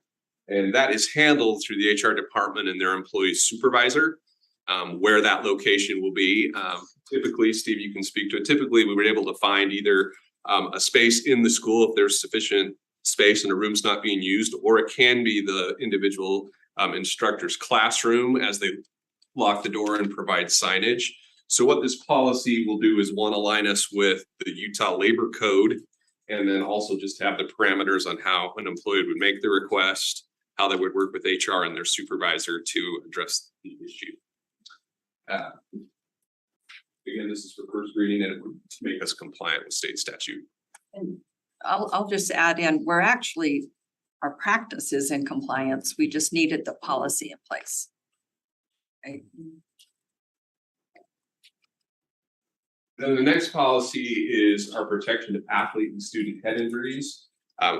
For a number of years, we've had this policy that deals with traumatic concussions and head injuries during athletic events. The state board rule, USBE rule, was updated to add the definition of what is probably a more mild head injury as part of the rule. And what we're required to do if a student experiences that head injury is we can't have someone who's not a licensed medical provider do the diagnosis. And so there's a form that USBE has provided that school is supposed to use to help look and check for signs and symptoms. And as the exhibit on board docs shows you what that document looks like. And the intent is that when a student comes in with a head injury, staff will look and check those signs and symptoms. And then after a half-hour time period, if there is still concern, then they would release back to the parent, or in a severe situation, call emergency personnel. So the policy itself, so to our existing policy that deals with athlete and head injuries, we're adding the definition as outlined in the USBE rule for head injury. And then we're also adding new language as consistent with USBE rule to report to parents using the form provided by USBE for head injuries in the school. In our policy committee, we had our head nurse join us and discuss this requirement to add to our policies so that they can monitor students that may experience in, free play, recess, or other PE classes head injuries. I can answer any questions on these two policies. You can see the problem here, right? Defining mild bump. Yeah. On an elementary playground. Yeah, The question that we had on those was recesses during elementary school. I think there was over 2,000, 2,300 or something like that occur every year. I guess we had a document, but this is crazy trying to pick up when it's a head injury, what isn't it, when it's a bump, and it isn't. Does a kid fall down and get up and go fine and you still have to report it? It's sort of like a slip and fall and not filing it for workers' comp. Almost every time you might as well. So it'll be interesting to see how we enforce it and really how much time it takes to do this. But it's a rule, take that down. It's cool. So, I mean, on the chart, it says notify parent. In each instance, we're gonna notify parents, but when do we notify parents? so Is that in there too? At what point? yeah, in the Like, are you calling them right when it happens? Are you just sending a paper home? Oh, your kid had a head injury today. Here's the chart. So I think the issue with the form is it's really for a dialogue if there's further issues. So we're typically, when we have a head injury or other injuries at school, we have a responsibility to talk with the parent if they come into the office. We've always had, as part of our district, like our injuries at school where we report to state risk management. But this is specific to a head injury where we're not diagnosing, we're looking for signs and symptoms for that half-hour period. There's a chart. I thought Jen said there's a. Yeah, there's a chart. There's There's a the chart. checklist Yeah, there's the. and the flow chart, yeah. Oh, that's right, you were talking. Well, that's what I'm saying. Are we just sending that paper home? Or do we call them? Yes, the paper will go with them and they communicate with the And parent they to do require both. to report and provide the. Just want to make sure. My thing too, is make sure we're sending home the form. Other questions? Again, these are both for first reading. And then the last policy in this update is our student educational travel policy, and we're specifically looking at revising some of the criteria for student overnight travel. So this came about through requests from some of our principals and also with some changes in what sports have been added in Utah High School Activities Association. In recent years, they've added cheer, boys and girls lacrosse, girls wrestling, boys volleyball, all being sanctioned by Utah High School Activities Association. So a few of the principals requested that we just look at the student overnight travel criteria where we've typically had, it's been in policy where we've had 15 overnight travel trips available per school. And so the request they made was to look at that number and determine whether or not an increase was appropriate. Very lengthy and also substantive discussions in our policy committee. Really, when we addressed this policy last, we were looking at the period of when USBE and our state legislature looked at fees. And so we did some reduction and some measures in our policy to address those issues. We're looking at potentially modifying along these lines. And again, this is for first reading where other members of the board that haven't seen it can look at it and provide feedback to the policy committee. And looking at the factors that were at most concern for the principals, one is the number of trips per school. And the other concern was really trying to balance the issue of a 425-mile radius with the differing groups at school, whether it's an academic group or it's one of our CTSOs or dealing with our C-Tech groups, and then also looking at our sporting groups. In reviewing and establishing some potential changes for looking at the overnight travel criteria. The first one we looked at was expanding the window for overnight travel applications to 180 days in advance. And looking at that, right now it's currently 150.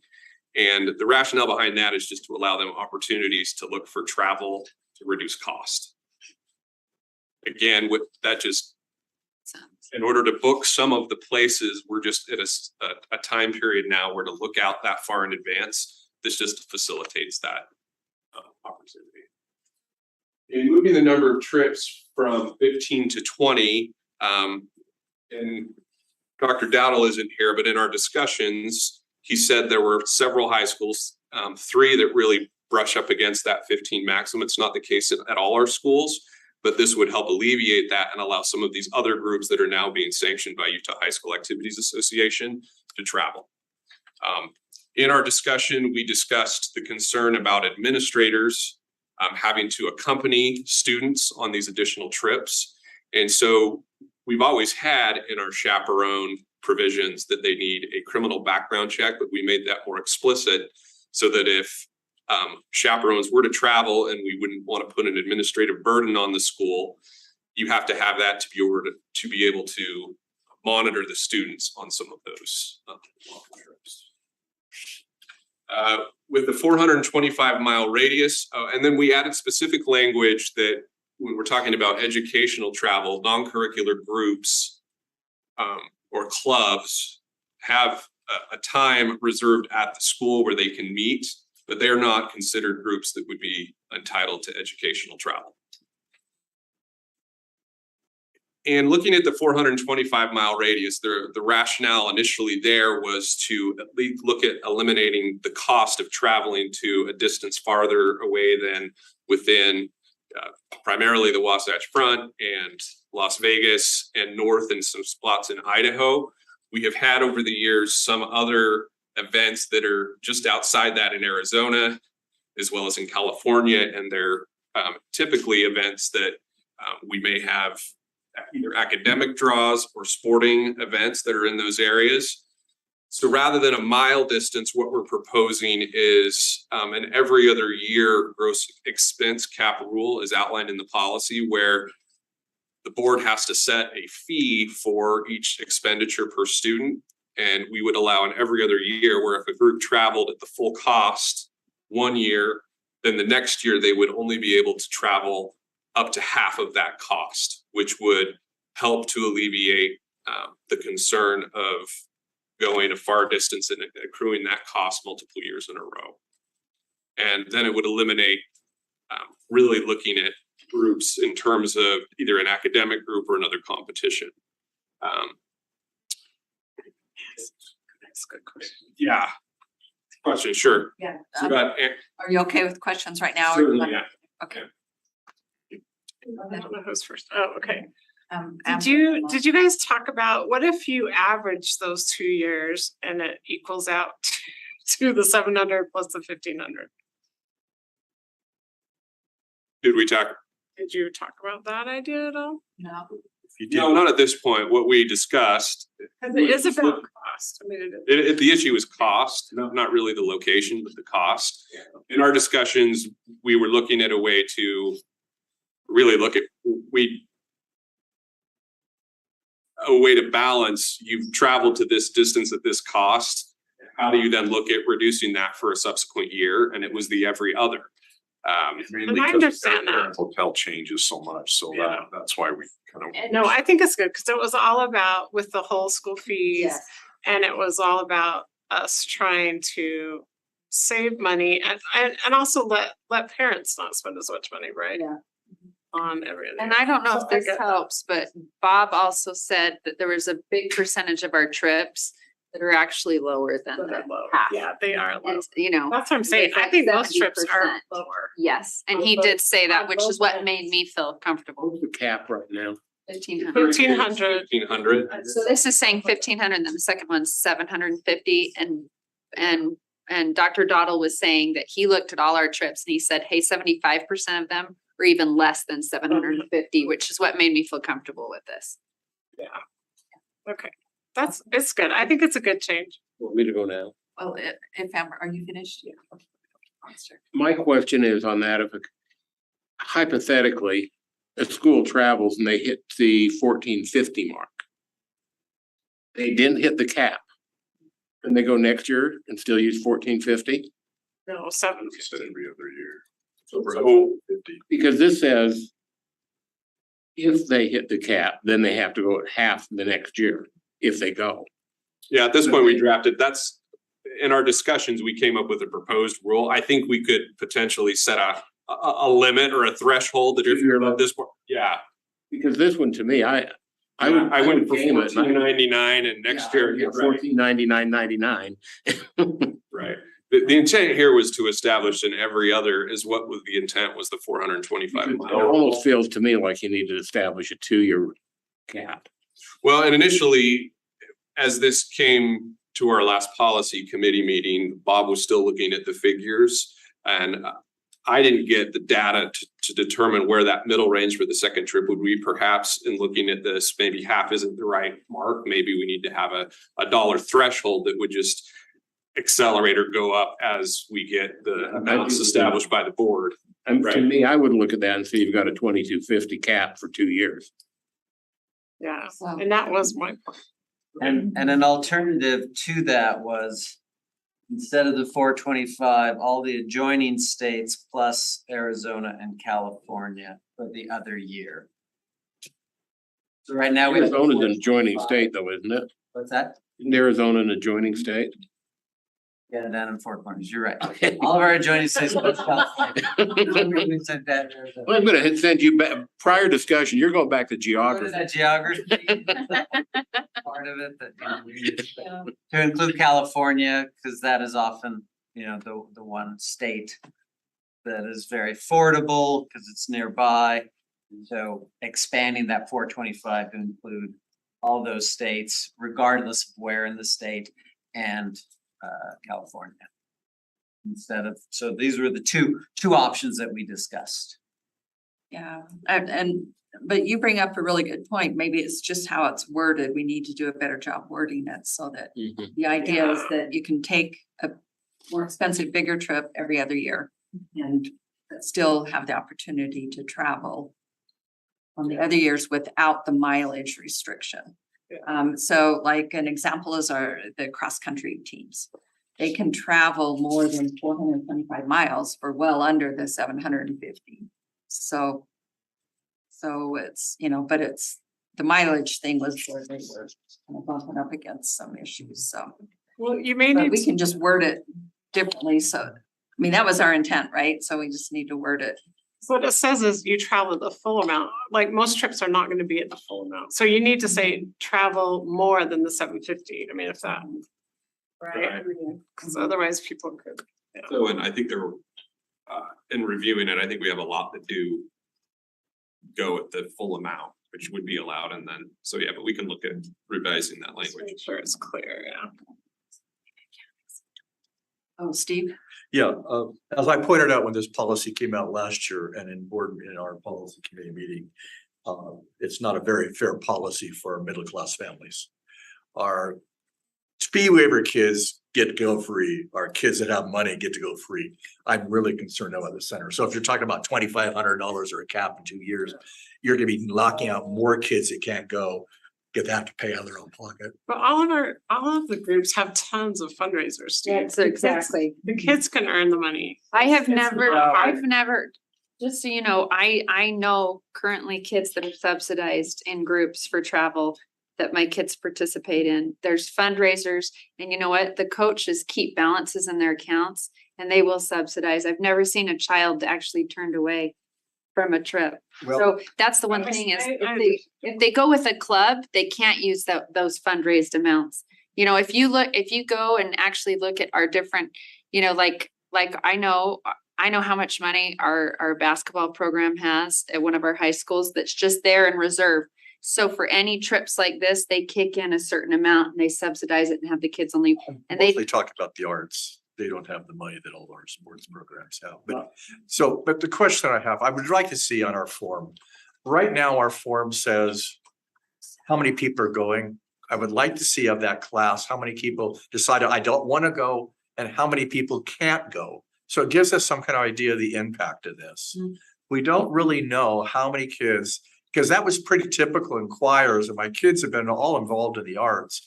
And there would always be 5 or 10 kids or 11 or so kids that couldn't go because they couldn't afford it. And they got left behind. The kids are done. they didn't have a teacher during that time, so they got a sub. But also, but at the same time, they came back and the kids bragged about what they did that they couldn't go. And it was really hard on me as a parent because I have 5 kids and you got 3 in the element. So that's a lot of money to pull out. So I don't know. It'd be interesting to find out that effect. I know we've got the fee kids now, the state says we're, the waiver kids. But that middle area, but that's a real difficult when you're talking about $2,000 or this or that, or because their parents are already paying a huge amount of money just to give them the uniforms and everything else that they have to have, which is waived on the other end too. So anyway, so I don't know. It just sort of hits me wrong. So maybe it would be interesting to see on that form, just if we have a problem. Nobody can tell me how big it is other than my past experience over the years with my kids in school. How many kids really can't go because, my daughter went my oldest daughter went one time. And she cut a CD. That was her because I hate fundraisers because if I ask for you, your kid's going to ask me. So I might as well just pay the darn thing because I'm going to end up paying it anyway. That's how the fundraisers work. So anyway, so I said my piece. So just to add context to it, all true, right? High schools have asked for more trips. We're adding men's volleyball. I don't think anyone questions the value, but just timely as it is today, we had to turn in our fee schedule assurance form. So I actually signed off on the document that has the numbers. And as you mentioned, Steve, the district has to equalize those fee waivers. And what was now this is inclusive of all fee waivers, but just to give you some idea, so we go into this eyes wide open, how much did we? So, yeah, last impact us? 520,000, we went over the fees. We had to review the policy last board meeting, so we put those numbers out there. So it was 520,000 we waived. It was split somewhat equally between the general fee, the curricular fees and the extracurricular fees, about 170,000 each. So that's how much we did have to. As we go into budget cuts and stuff like that, there's a lot of FTEs if it comes out of the same pot, doesn't it? Well, it's just, when you're thinking about how programs are supporting it or not, that number's.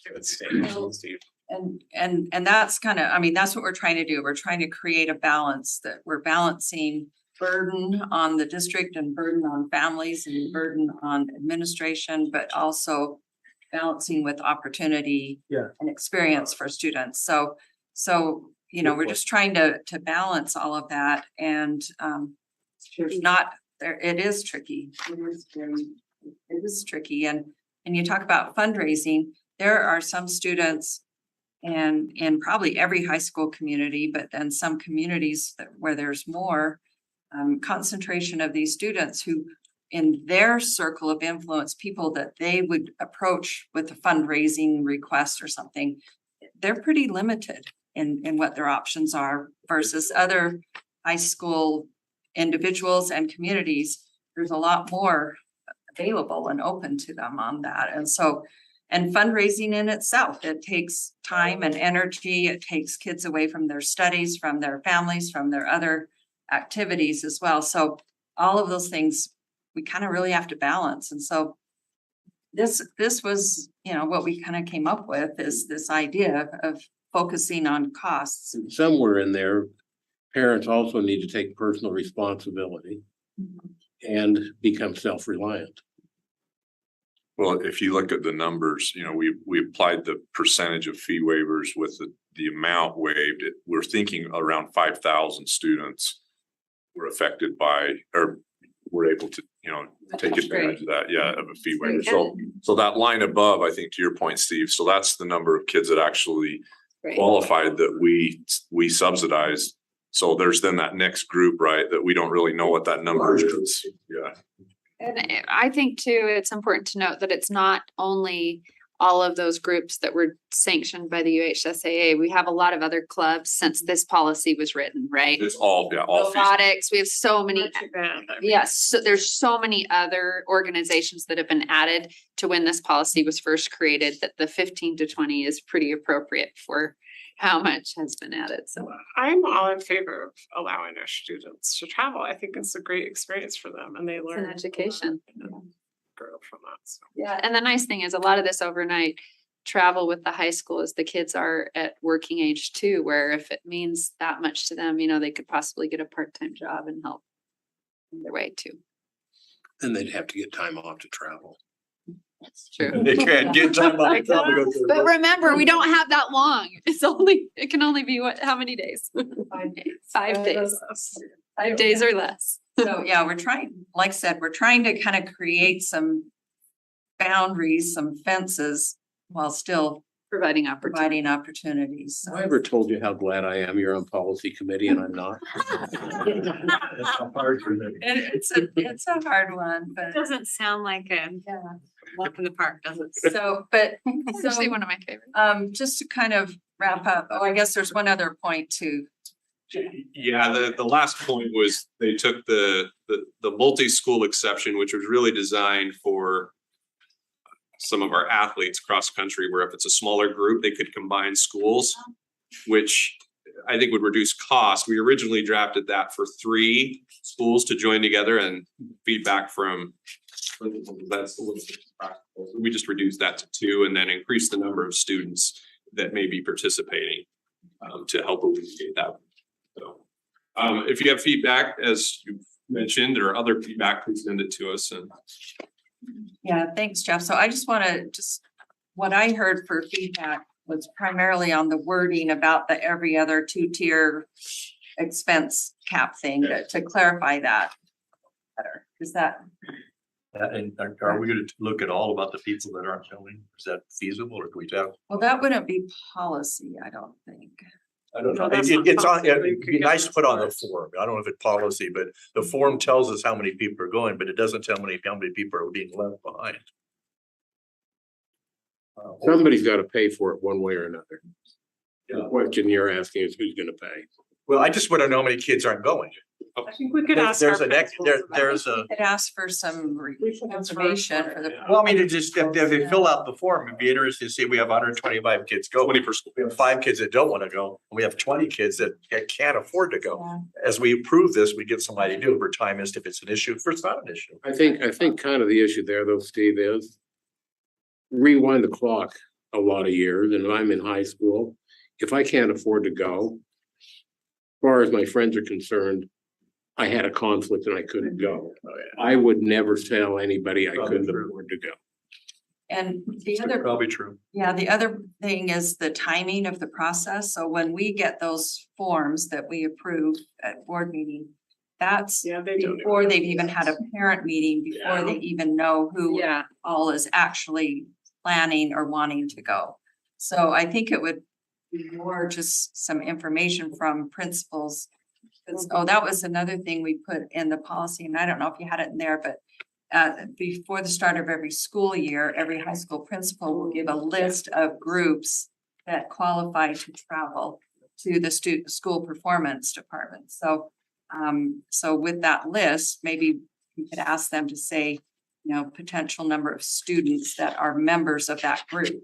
And then, I don't know, it may not be an issue, but it was emotionally very hard on me as a parent when my kids had asked for that. I would go, I'm sorry, I don't have enough money this year to pay for all of it. yeah, we could get some information, just generally what Principals are seeing. percentage of participants actually travel. Yeah, anyway.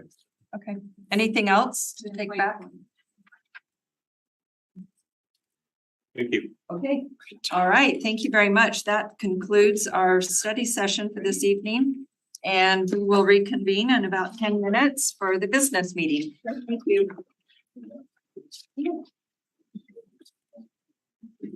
Kids that are traveling, parents are big for it. They're going all over the country because their parents are paying for it too. They travel. Most of the kids. 20 per school. Hardly ever been on the plane. The thing that I look at Harry didn't hardly work. It was a group. As far as clubs are concerned, we travel. The club that comes to my mind immediately. I don't know. Mountain biking. Hey, let's increase the number to 20. 300 kids. And all that's parental sponsored. They're out of town, the parents take their own kids. Talk about. Yeah. We go to. You'll see kids on 8 Maybe it makes sense. I don't know. I know. Yeah. Honestly, I gotta have that, else I can't compete. You can have a discussion. Just Yeah. You know, you brought that up. I mean, we worked all the way throughout high school and I had a terrible time. I had the money. And I had a terrible time getting any time off to go to the next. You got 20.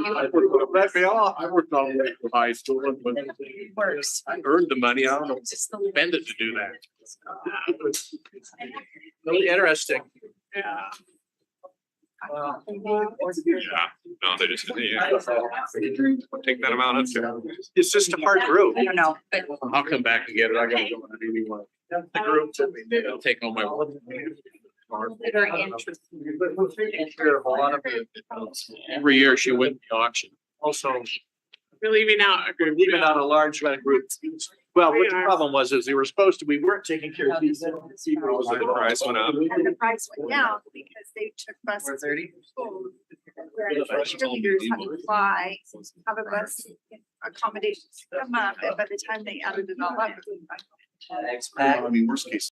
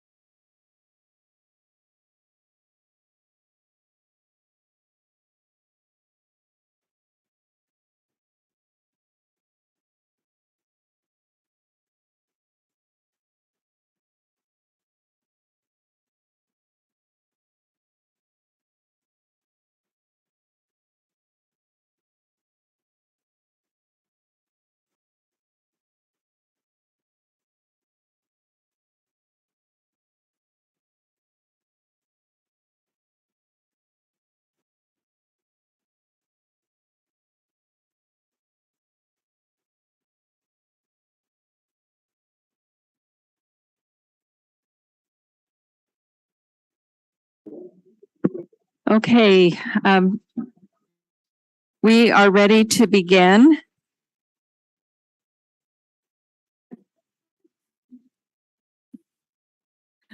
Well, I think we're ready to begin. Yeah. Okay, we've got everyone here, so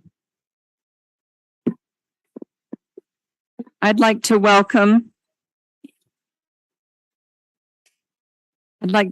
you all to the business meeting of the Canyons Board of Education. Today is October 18th, 2022, and we're meeting at the district office located at 9361 South, 300 East in Sandy, Utah. I'd like to excuse Mrs. Clarine Arnold from the meeting tonight. The first item on the agenda is to approve the agenda for tonight's meeting. I will ask for a motion. I'll make a motion to approve the agenda for tonight, October 18th, 2022. Thank you. Is there a second to the motion? I'll second that. Thank you. Any discussion to this motion? Seeing none, I'll ask for a vote. All in favor, please say aye. Aye. Any opposed? That motion passes. Thank you. Next, we will be led in the Pledge of Allegiance by Lori Reynolds, Midvale Elementary Principal, and then Principal Reynolds will share afterwards. She'll share with us some school highlights from Midvale Elementary. Thank you. Please rise for the pledge. Ready, begin.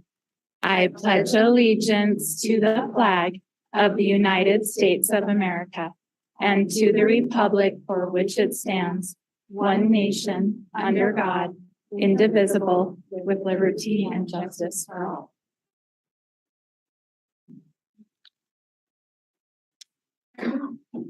Members of the board and Dr. Robbins, good evening. Canyon School District has many amazing schools. I've been fortunate in my career to have worked as a teacher, coach, and principal in 5 of them. Midvale Elementary, it's a special place. We have wonderful, changing, diverse student body of around 700 students. There are 11 languages spoken in our school, and you can hear that in the hallways and the classrooms. In the past, Midvale has seen its shares of ups and downs, from being identified as a turnaround school to being recognized as a school of excellence in 2020 by the Utah State Board of Education for the growth that we have made in our multilingual learners. With this strong emphasis on growth for several years, our recent school accountability report showed a commendable rating in this area, earning 31 out of the 56 possible points. We are also showing great gains in the growth of our students performing in the lowest 25%, with us earning 15 out of those 25 points respectively. While we are still working towards increased proficiency, we did increase in each subject area in RISE from our 2021 score. There is still much work to be done at our school. After sharing the complete results with our staff, a renewed sense of purpose, excitement, rigor, and commitment washed over everyone in the room. Midvale's letter grade was a D. Some may question, you're celebrating a D? You're celebrating that? The answer is absolutely, especially when the report shows that we are 2.4 percentage points away from a C. Let me repeat that, 2.4 percentage points away from a C, and we were once a failing school. That is also coming out of a pandemic that shook the entire education system. We gifted this book, Together is Better, to our faculty this year, and we refer to it often. A quote that resonates with my leadership team here with me today is this: a leader must be inspired by the people before a leader can inspire the people. The following sentiments that my colleagues here are about to share come from our staff at Midvale that inspire each and every one of us every day. About our community. I see so much love in the halls and classrooms of this building. This is the safe place in so many of our students' lives.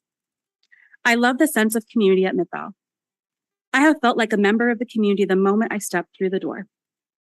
All children and families are served regardless of their social status. My colleagues are inclusive and friendly to me. Our community is so positive. Kids and parents are happy and appreciative. There's a lot of hard work, sweat, and tears that go into working at Midvale, but the family I have here and the lessons I'm learning will be with me for life. About our students. Being here at Midvale makes me feel proud because of all the achievements our students make every day. I love that our students have grit and don't give up when challenges are tough. I love to see how quickly our students from other countries learn the language. I love working with our students. The first day of school almost always brings me to tears. Parents proudly hold their children's hands, imagining a brighter future than that of their own. They deliver those babies their pride and joy to us. I realize that the future of our students is in our hands. They are my motivation to be a better person. I hope I'm making a positive impact on them like they do to me. I choose to be at Midvale because this is where I feel I am needed. I can really feel the difference that every one of us can make in the students' lives. And lastly, the one thought that a faculty member shared with us rings true to many of us who choose to be at Midvale. Midvale, people often say that word with a slight hint of pity in their voice, like they feel bad you work there and they're happy they don't. But to these folks, I say, come spend a day with us and you will see why Midvale Elementary is one of the best places to be. Midvale has a community unlike any other. There are kids and parents and teachers from all over the world. Every day I get to teach kids that want to learn and who teach me a little bit about the world we live in. Some come from trauma, others come from wonderfully stable homes, but they all come to Midvale to learn, to make friends, and find the joy in our world. Midvale Elementary is truly a magical place to be. We would like to gift the board with this book that we have shared with our faculty and our district slogan this year, Better Together. So there's stickers for everyone. Thank you for your time. Thank you. Oh, thank you so much. That was wonderful. We appreciate hearing all the great things that are happening there. Will you please extend our appreciation to your faculty and the students and parents and the whole community there? We appreciate all the great things that are happening. Thank you. Okay, next we will turn time over to Jeff Haney and Kirsten Stewart from the Communications Department for some recognitions.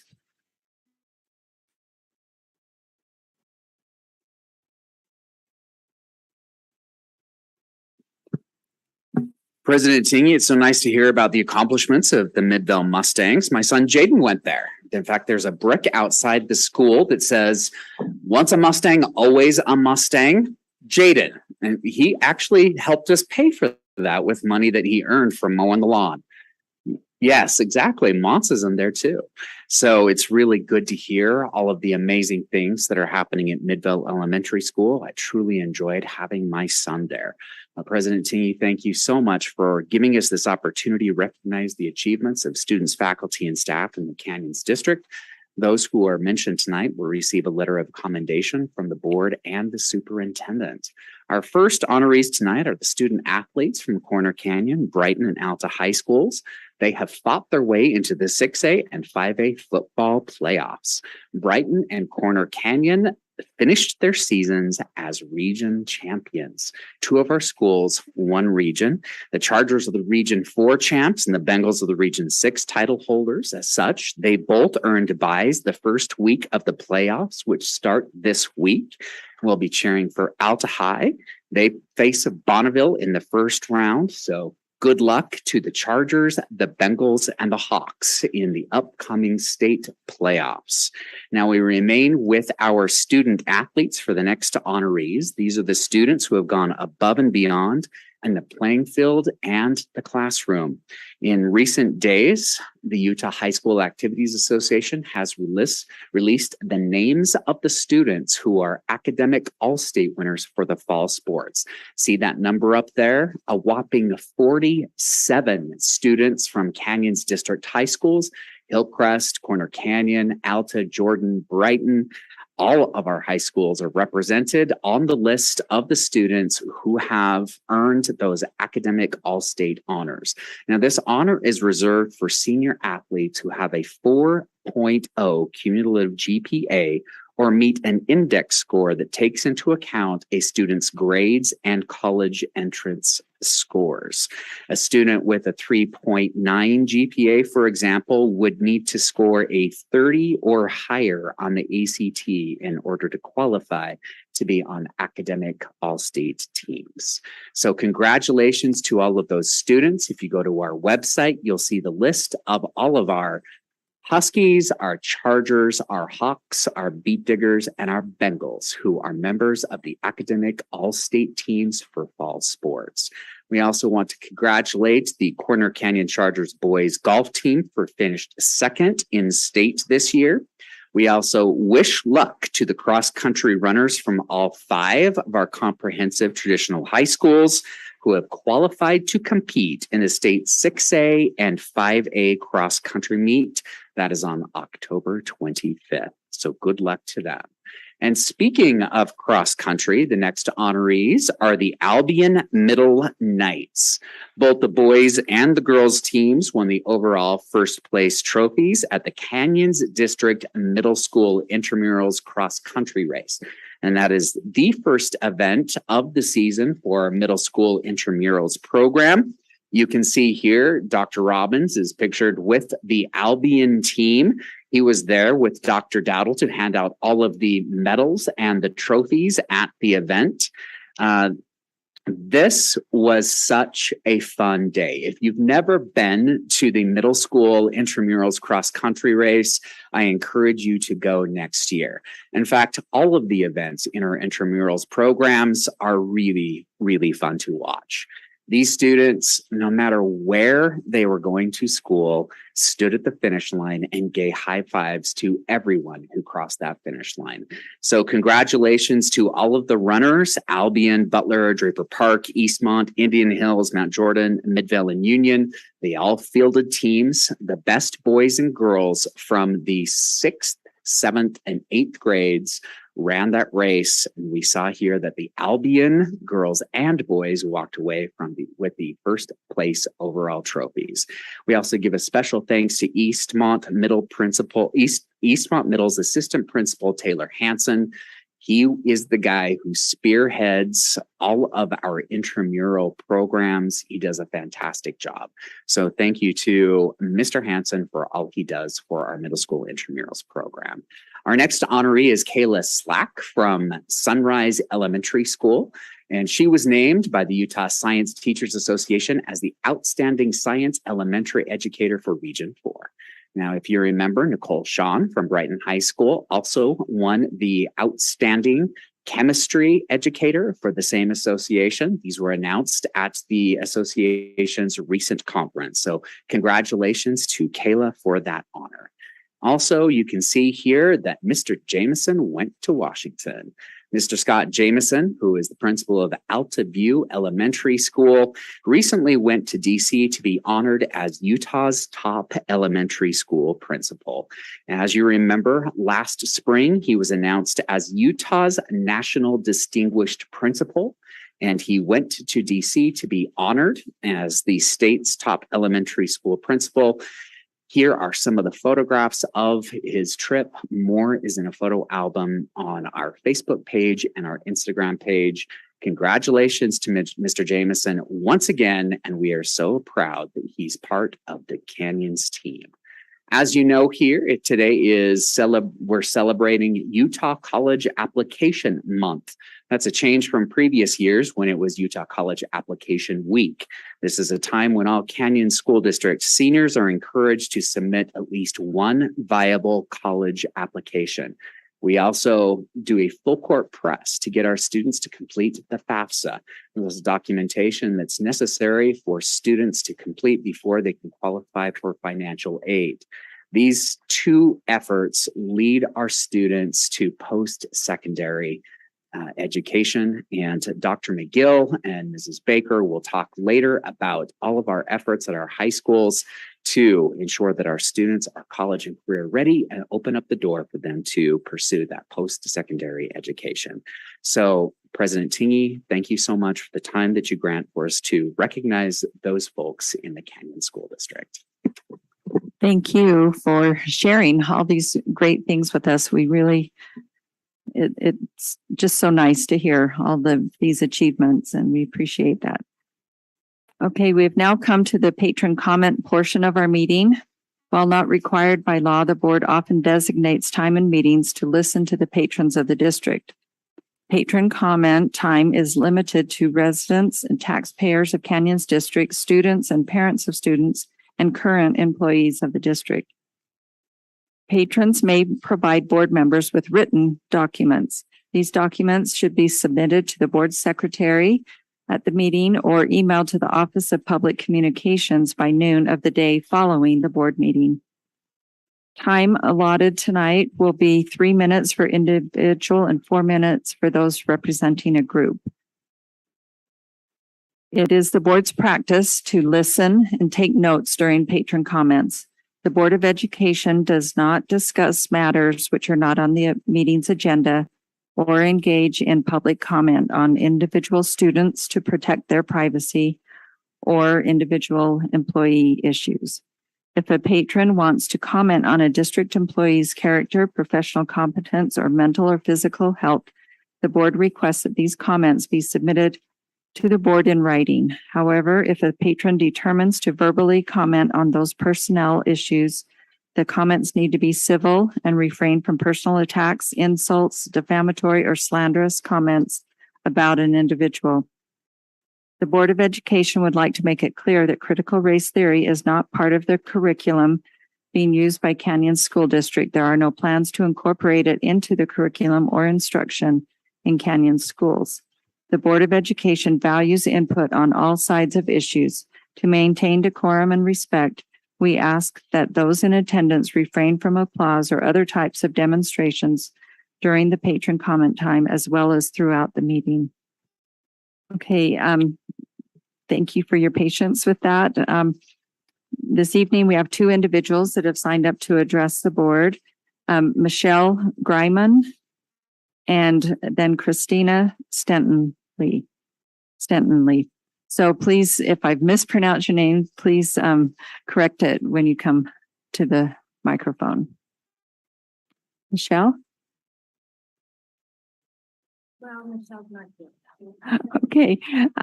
For her, if that's okay. Yes, because Michelle had signed up as a group, and will you please state your name? My name is Kathy Collins. Tonight, the group is the ESPs that I'm representing. But Michelle, what she really wanted to do was thank the board for coming out to her school, which was the Jordan Valley School. And she really appreciated you all coming out and participating. I'm not exactly sure what you participated in, but whatever it was, she was really, really appreciative. And obviously she wasn't able to make it tonight. So just to thank you on her behalf. Great. Thank you very much. Christina Stenton-Lee.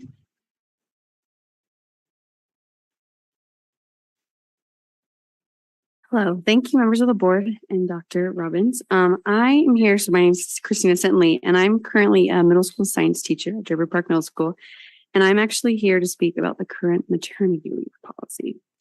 I hope you've had a chance to read my letter I emailed this week. I won't read it in its entirety. I'll just hit on a few main points. I'm currently pregnant with my second child, and I've worked in this district for 14 years. So I've accrued quite a few days. Actually, I have 85 total personal and sick days. And with the changes that were announced last year, with the board approving the paid maternity leave for 6 weeks, I was very excited going into the second pregnancy to be able to have the 12 weeks and have the 12 weeks paid.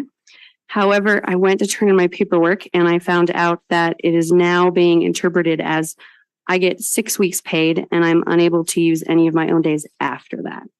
So I have a stipulation in the policy since I'm on maternity that only 6 weeks are needed for recovery and any additional time is considered bonding time and is not a sick day. I was told by HR that this means I can use personal days, which would be no issue. I have 25 personal days saved, which is 5 weeks. However, there is another policy that states that employees can only use 5 personal days in a contract year. So for me, that means that I will get the 6 weeks paid leave, which is amazing, from the district. And I can use 5 additional personal days, and then any additional weeks up to 12 weeks, I have to go unpaid, and that pay gets deducted from me while my 85 days sit on a shelf.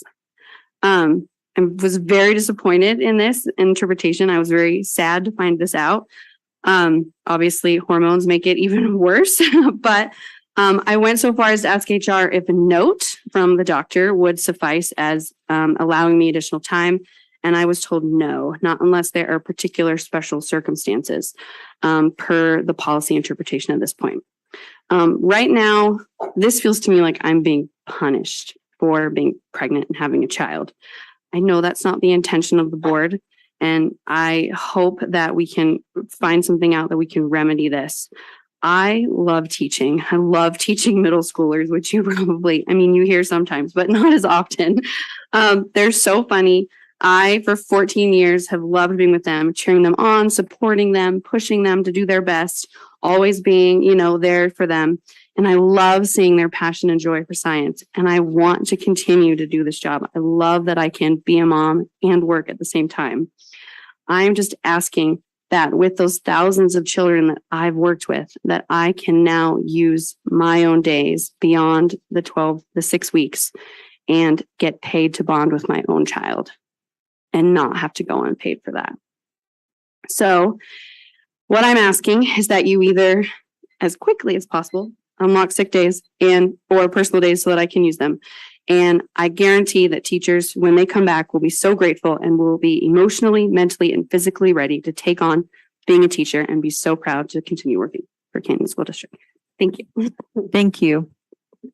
Okay, that concludes our patron comments for this evening, and we appreciate those that have addressed the board and have been here to share their thoughts with us. All right, board. Next on the agenda is the consent agenda, and I will ask for a motion. I ask for a motion to approve those items listed, and in making the motion, please read off each one of the items listed there. I'd like to make a motion to approve the consent agenda, which includes item A, approval of minutes for October 4th, 2022. Item B, approval of hire and termination reports. Item C, approval of student overnight travel. Item D, approval of September financial reports. And item E, approval of TSSP amendment for Indian Hills Middle. Thank you. Is there a second? I'll second that. Thank you. Any discussion to this motion? Seeing none, I'll ask for a vote. All in favor, please say aye. Aye. Aye. Any opposed? That motion passes. All right, thank you. Next, under new business is Utah College Application Month information for us. I'll turn the time over to Brian McGill, Director of Student Services, and Melissa Baker, Counselor Specialist. Thank you, President Teague and members of the school board. Dr. Robbins, thank you for this opportunity to express our gratitude and appreciation to all of our high school counselors. They're going to be working so diligently this month, helping our students with advising. It wasn't too long ago that I can recall my experience going through this. I was one of the first in my family to go to college, and as Melissa and I were actually preparing this presentation, we found out that she was as well. So it was kind of fun for us to get to know each other as we combined efforts. But I can remember being at Alta High School as a junior and a senior and walking through such things as the ACT and the FAFSA and college admissions process. So we're excited about that. Also want to make mention, and Melissa's going to expand on this too, just our thanks and gratitude to the foundation who have supported this initiative over the number of years here in Canyons as well.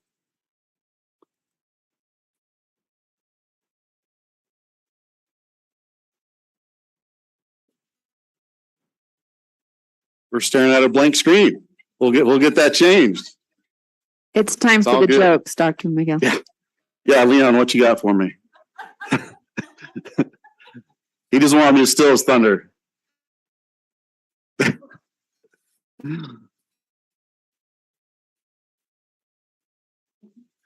don't have any jokes. I'm a school administrator.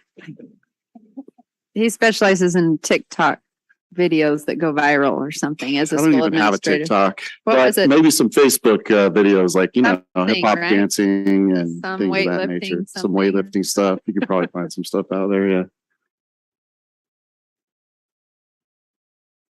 But no, this is an opportunity for us tonight to talk a little about just the importance of higher education. Something I'm very passionate about, just personally as well as professionally, what it's lent to me in my life. It really is a promotional effort to really get our seniors and our parents involved in the college going process, which we're going to discuss here tonight. And then Melissa's going to dive a little bit more deeper into the individual efforts of each of our high schools and what they're intending to do as part of the Utah College Application Month.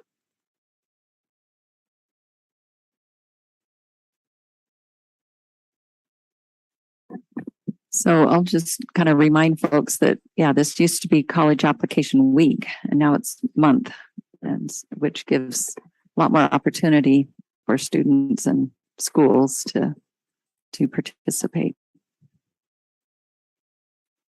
And also, isn't it kind of statewide? It's not just It Canyon? is. Yep. It's a statewide initiative. So the nice thing about expanding it to a month is it gives each of our high schools an opportunity to dedicate a week within that given month, and then to continue to help students outside that week that they do their actual nights. So.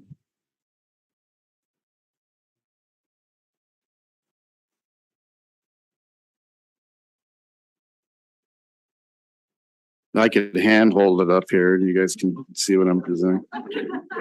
I'll put my dock camera on and we'll start going to town. How's that? You can start because we have it on our All computer. right. Yeah, you guys have got it. So for starters, our mission statement here in Kansas School District is that every student who attends will graduate college and career ready, which obviously this advising piece certainly supports that.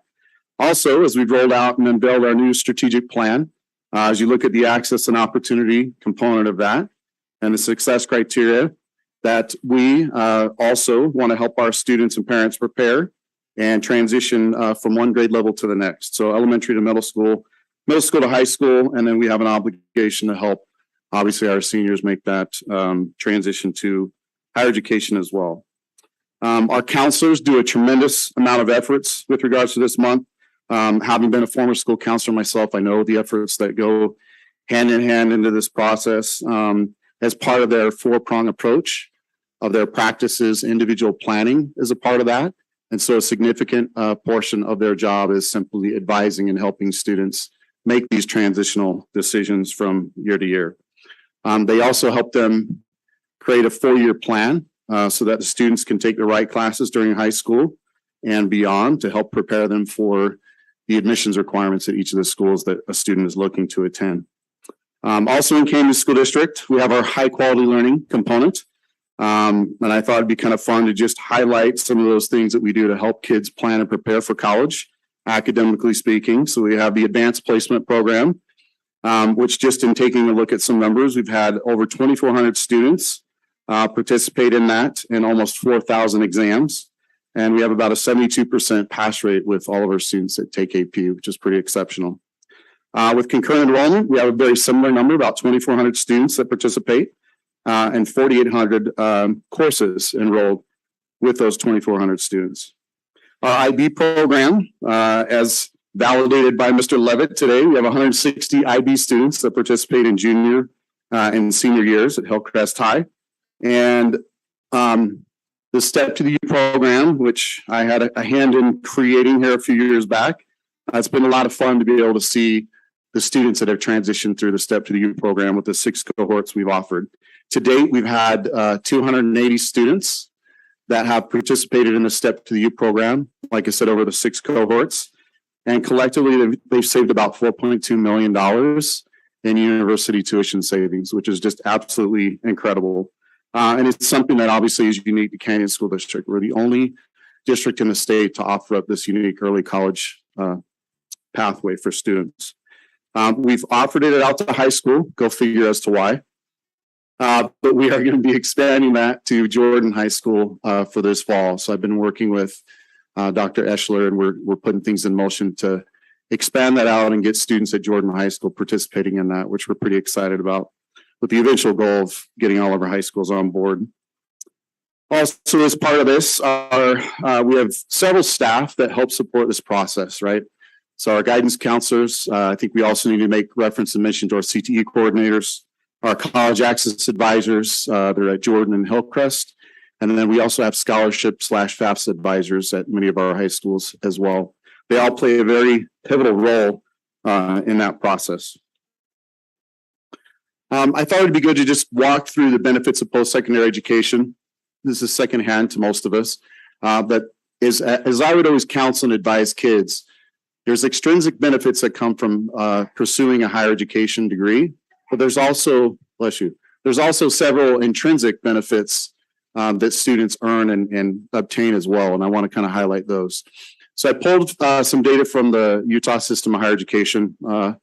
Colleague of mine shared these with me. And again, it's, we've seen these time over time, but, individuals that pursue higher education, it's higher wages, higher salary, retirement benefits, generally speaking, better opportunities for health insurance, life insurance, things of that nature.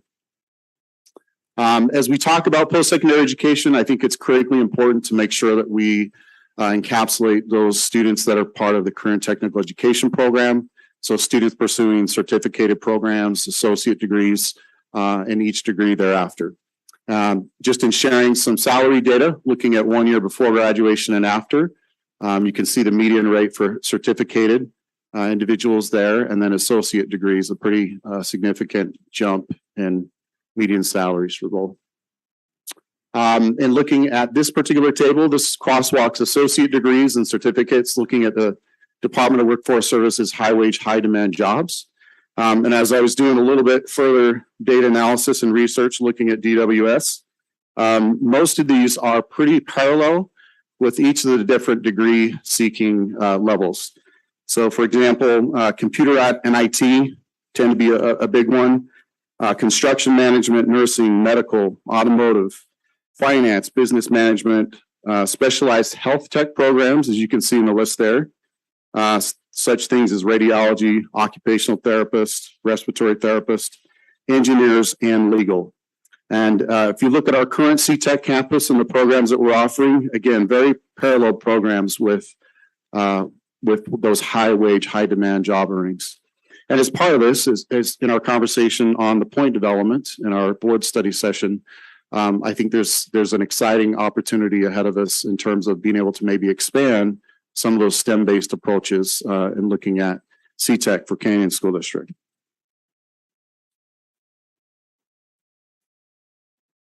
So let's talk a little bit about intrinsic benefits. And this is kind of the fun part of the presentation for me.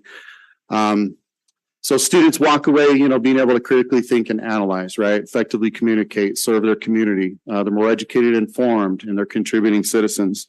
One of the fun things for me being at Alta High School and actually having pursued a doctorate degree at the same time I was leading and guiding Alta High was I often have students that would come up to me and they would complain about their homework. And I just give them a little smile, let them talk for a little bit, and then we would engage in a conversation about just how many pages they had to read in a given week and just how much writing and how many pages in an essay they had to put together as well.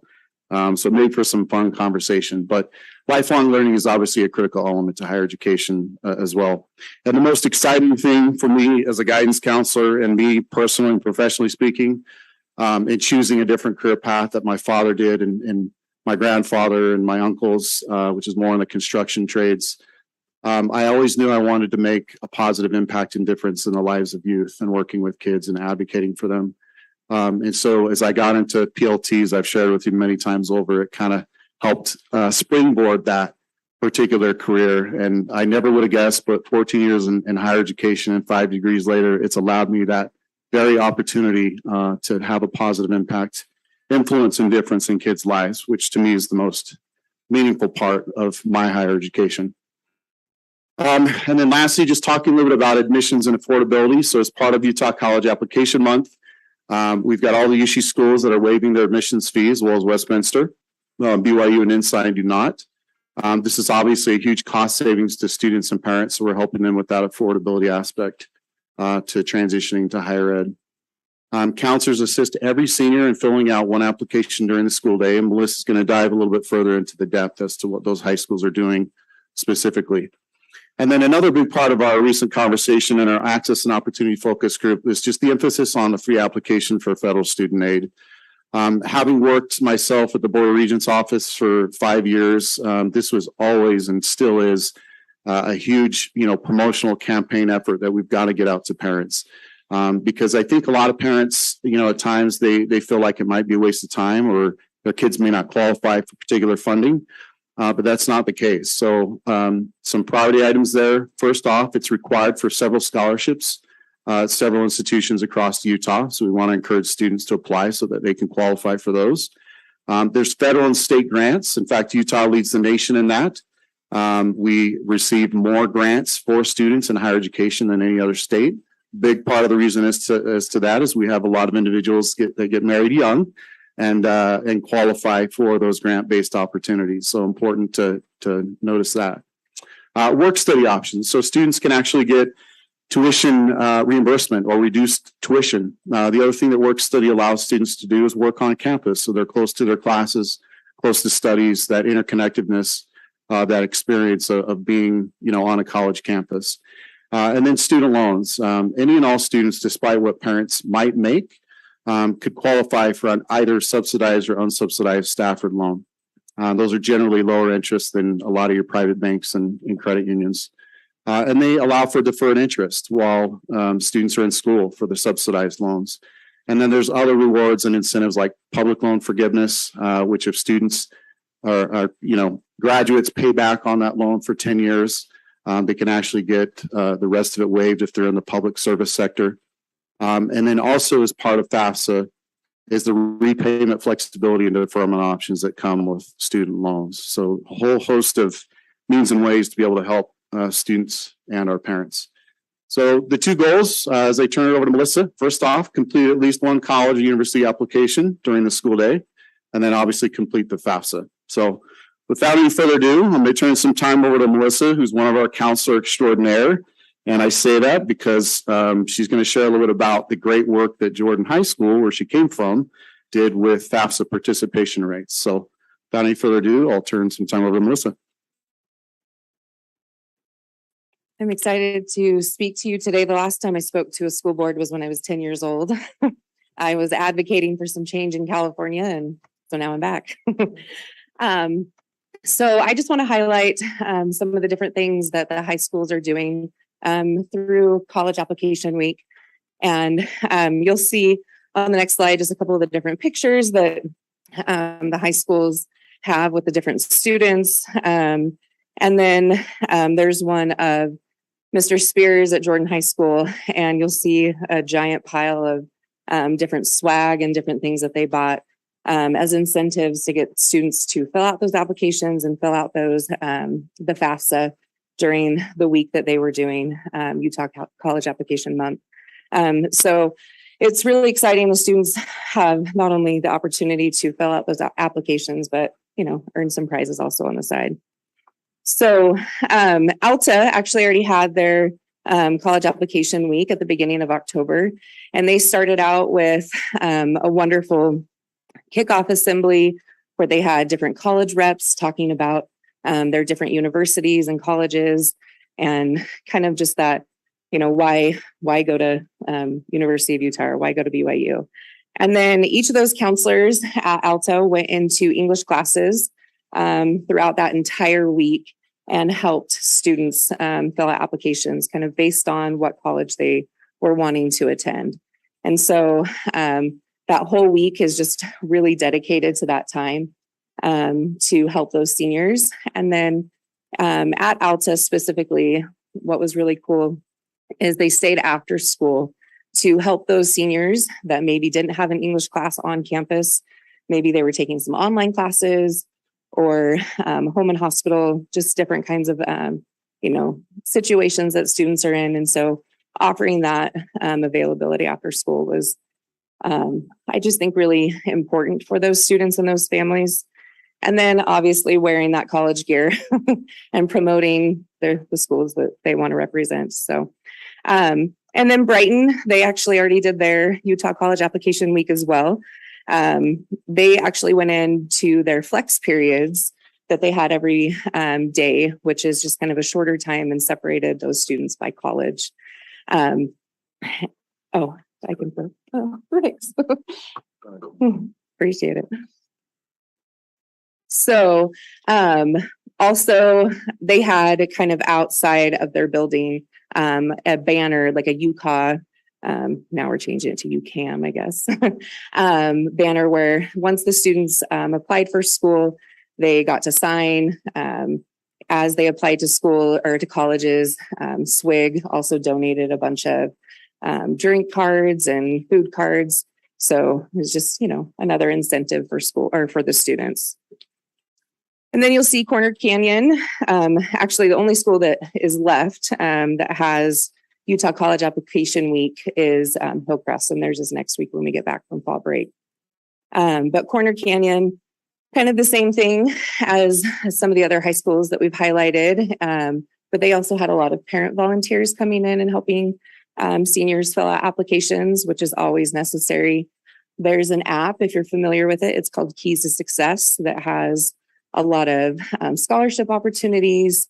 There's, they have like the different colleges listed and kind of the steps and procedures that a student might need in order to apply. And it kind of gives them career pathways as well. So Keys to Success app, if you don't have it and you have a student, it's a wonderful app to download and it's free. And then a really cool thing, you'll see their picture in the top right, is each of the teachers had an Ask Me About College poster. So like listing where they went to school, maybe a fun activity that they had or they remember from when they were in college, what their major was. And it just gets that conversation going with the students and the teachers in the building. And then Diamond Ridge also did Utah College Application Week. And they actually had college reps as well come in and present to the students. And each of the counselors, just like all the other schools, are helping with those applications all week. And then what I think was really cool about Diamond Ridge specifically is they gave them tasks each day to do. And it was for all students, not just for seniors. So to get all students involved. So downloading that app and that Keys to Success so they could have it at the younger grades. And then helping them apply for scholarships that are available. They did a college bingo game, just getting them interested and what information do they know about the different schools that are in Utah? So I love that they did different activities for all the grade levels. And then, like I said, Hillcrest, actually, Dr. Robbins is going to be speaking next week on Monday. So if you have time Monday morning, you can go hear him speak. And then Sean Newell, who is a USHE board member, will also be speaking about their college experience. So I'm excited. I'm going to that on Monday morning. But then they do kind of, like I mentioned with Diamond Ridge, they do a preparing for college newsletter in their 9th through 11th grade classes, which just gives information about college, the college application process, and different steps that the students should be taking to prepare for college. So then it's not only kind of linking that English class to the Utah College Application Week, but it's also involving those other students, which is really great. And they actually do a door decorating contest where different teachers and counselors decorate their doors based off the college that they're representing. Again, it's just hyping up, the week. So, and then lastly, Jordan, they had theirs the first week of October. Same kind of thing, counselors and college reps going into the different classes, helping to fill out applications.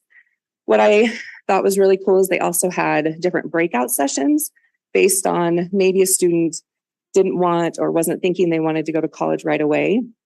So they had military breakout sessions. They had resume building, job fair at the same time. So if a student was kind of feeling like, maybe I'm not quite ready for this, here's another option. And then even with that, some students were like, okay, maybe I do want to go to college. It's just in maybe a different way and doing like a certificate program. And so that was really helpful for the students at Jordan. And then, like I said, they did their college swag and prizes. And they did some student raffles as they filled out those applications. So what's the data telling us? So this is from USHE, Utah System of Higher Education. So you'll see our district percentage of the percentage of students enrolled in first year college is actually almost 54% based off of our state average of about 50 or 45%. So we're about 8% higher than the state average of students enrolling into college after that first year of high school, which I think is pretty awesome. And then you'll see over there on the left, just the different schools that our seniors are applying to. So the majority are applying to the University of Utah and enrolling into the University of Utah and Salt Lake Community College. You know, and we always have those students that we don't know what happens. So FAFSA completion night. I wish I would have had a counselor in high school that told me about the FAFSA. I had no clue until I went to grad school that it even existed. And I know for a fact that I would have qualified. And so this is near and dear to my heart because there's a lot of grant money, especially that goes untapped.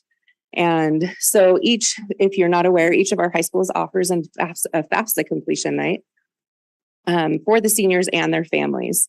And specifically Hillcrest and Jordan also offer sessions for Spanish-speaking families where interpreters are there and helping them through that FAFSA process. What I love is that there's that opportunity to get those specific questions answered for families that they maybe get a little more one-on-one help versus like sitting at home trying to figure out a federal application that can sometimes just be a little overwhelming and confusing. So those nights are imperative for helping those families fill out the FAFSA. And you'll see that quote at the bottom, 91.5% of students who completed the FAFSA enrolled in post-secondary education as of that 2013 compared to 49.7% that didn't complete the FAFSA. That's a huge difference. And so when students and families understand that there is that grant funding and there is that financial assistance to get that higher education, they're more likely to actually attend. So Dr. McGill had mentioned that I worked at Jordan as a high school counselor. And something that I'm really proud of is while I was there, we won the FAFSA Cup. And that's a state award, which means that Jordan High had the highest rate of FAFSA completions in the entire state of Utah. And I attribute that to the FAFSA specialist, Karen Barnhill, who meets with students. You'll see there, like holds in-person meetings with those families and those students throughout the day after work hours. So she'll kind of adjust her hours and maybe work, till 5 o'clock to where families can come in. She'll hold Zoom meetings as well for those families. And then she's also following up throughout the school year. So instead of just having that one night and hoping that they attend, that actual FAFSA specialist is there throughout the year following up with those students. And so with this presentation, you also got a piece of data that I hope you have in front of you. And it just talks about how the rates for, let me see if I'll show you this one first, but this one shows that Canyon School District FAFSA completion rate is about 45 to 49% actually completed through that year. And then in comparison to other districts that are surrounding us, we're either on par with our other Wasatch districts or above, like Alpine, Murray, and Tooele. So I don't know. I think did it get shared with you, the Jordan High data? The support doc. Good. But while that's being put up, I do want to thank the Canyons Education Foundation for funding the Utah College Application Month. Like Dr. McGill had mentioned, a lot of the colleges have started waiving their fees now throughout the month of October, but even still, they're finding funding to fund those applications, even maybe for students who want to apply out of state or to those specific schools that don't waive those fees. So we are so appreciative because a lot of our students couldn't apply to our schools that are still charging. So thank you to the foundation. But that last supporting document, it shows, and do you all have it in front of you? Okay. So you'll see at the bottom that before Jordan High got the FAFSA specialist, the FAFSA completion rate was in the 30% range. And then since they hired Mrs. Barnhill, the FAFSA completion rates are mainly in the 60% range, which even compared to our district completion rates is about 20% higher.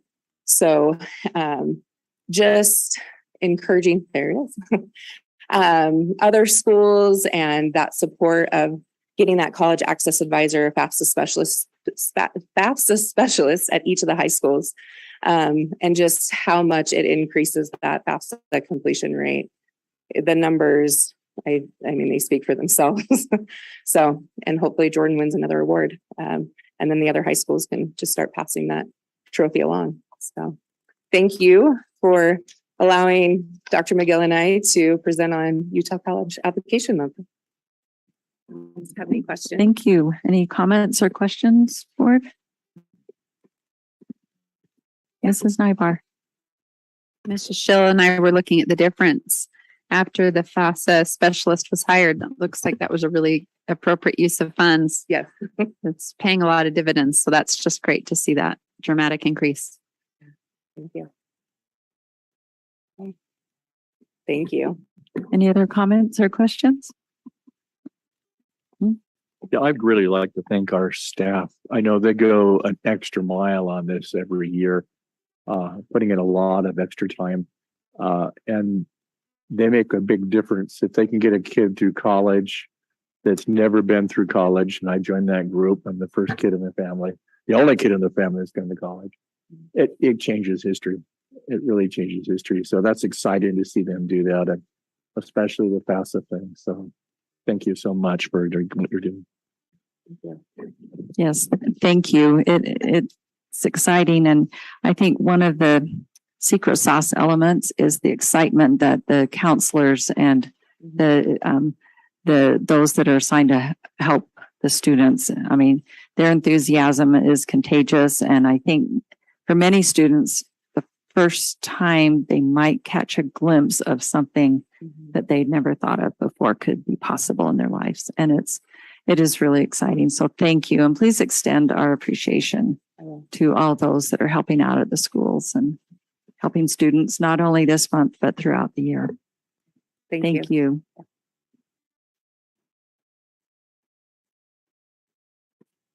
Okay, that concludes the items under new business.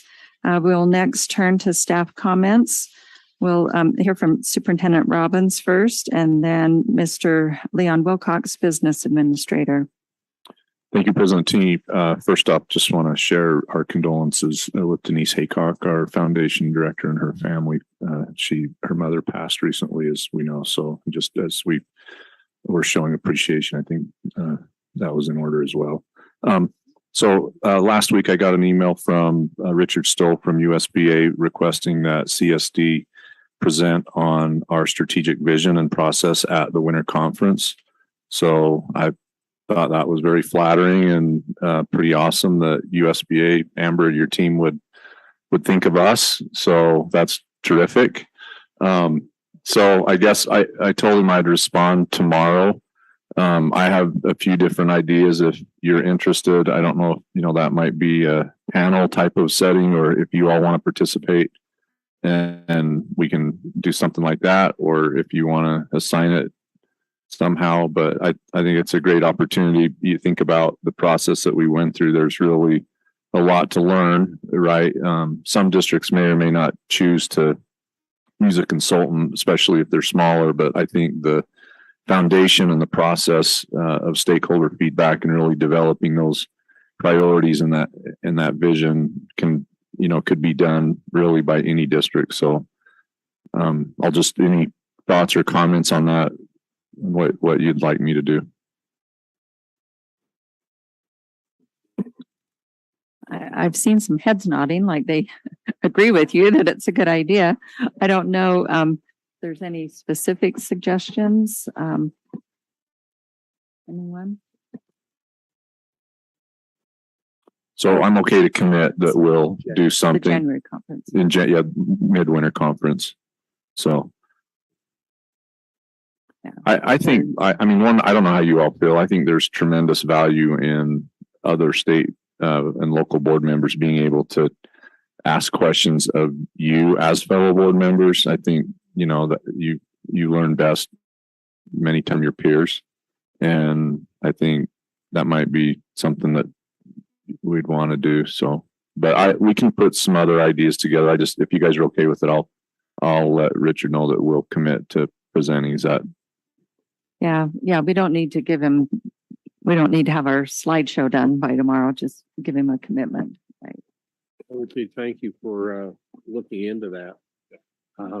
I think especially some of the smaller districts, to have somebody sit down with them and explain what we went through would be most meaningful and helpful for them. And, the best term I can think of, the leader leads, and I think Canyons is a leader.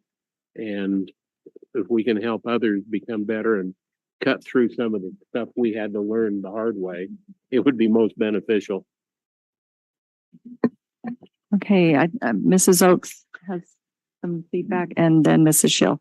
Yeah, I think it's a great idea. I would especially appreciate the conversation with other districts who have also created a strategic plan of how they implemented it and how it went well. I mean, I feel like having that discussion, getting all of those leaders in the same room would be really beneficial for all of us. We'll learn a lot. Okay, Mrs. Schill and Mrs. Nybar. So I just wanted to give a little history on how this came about.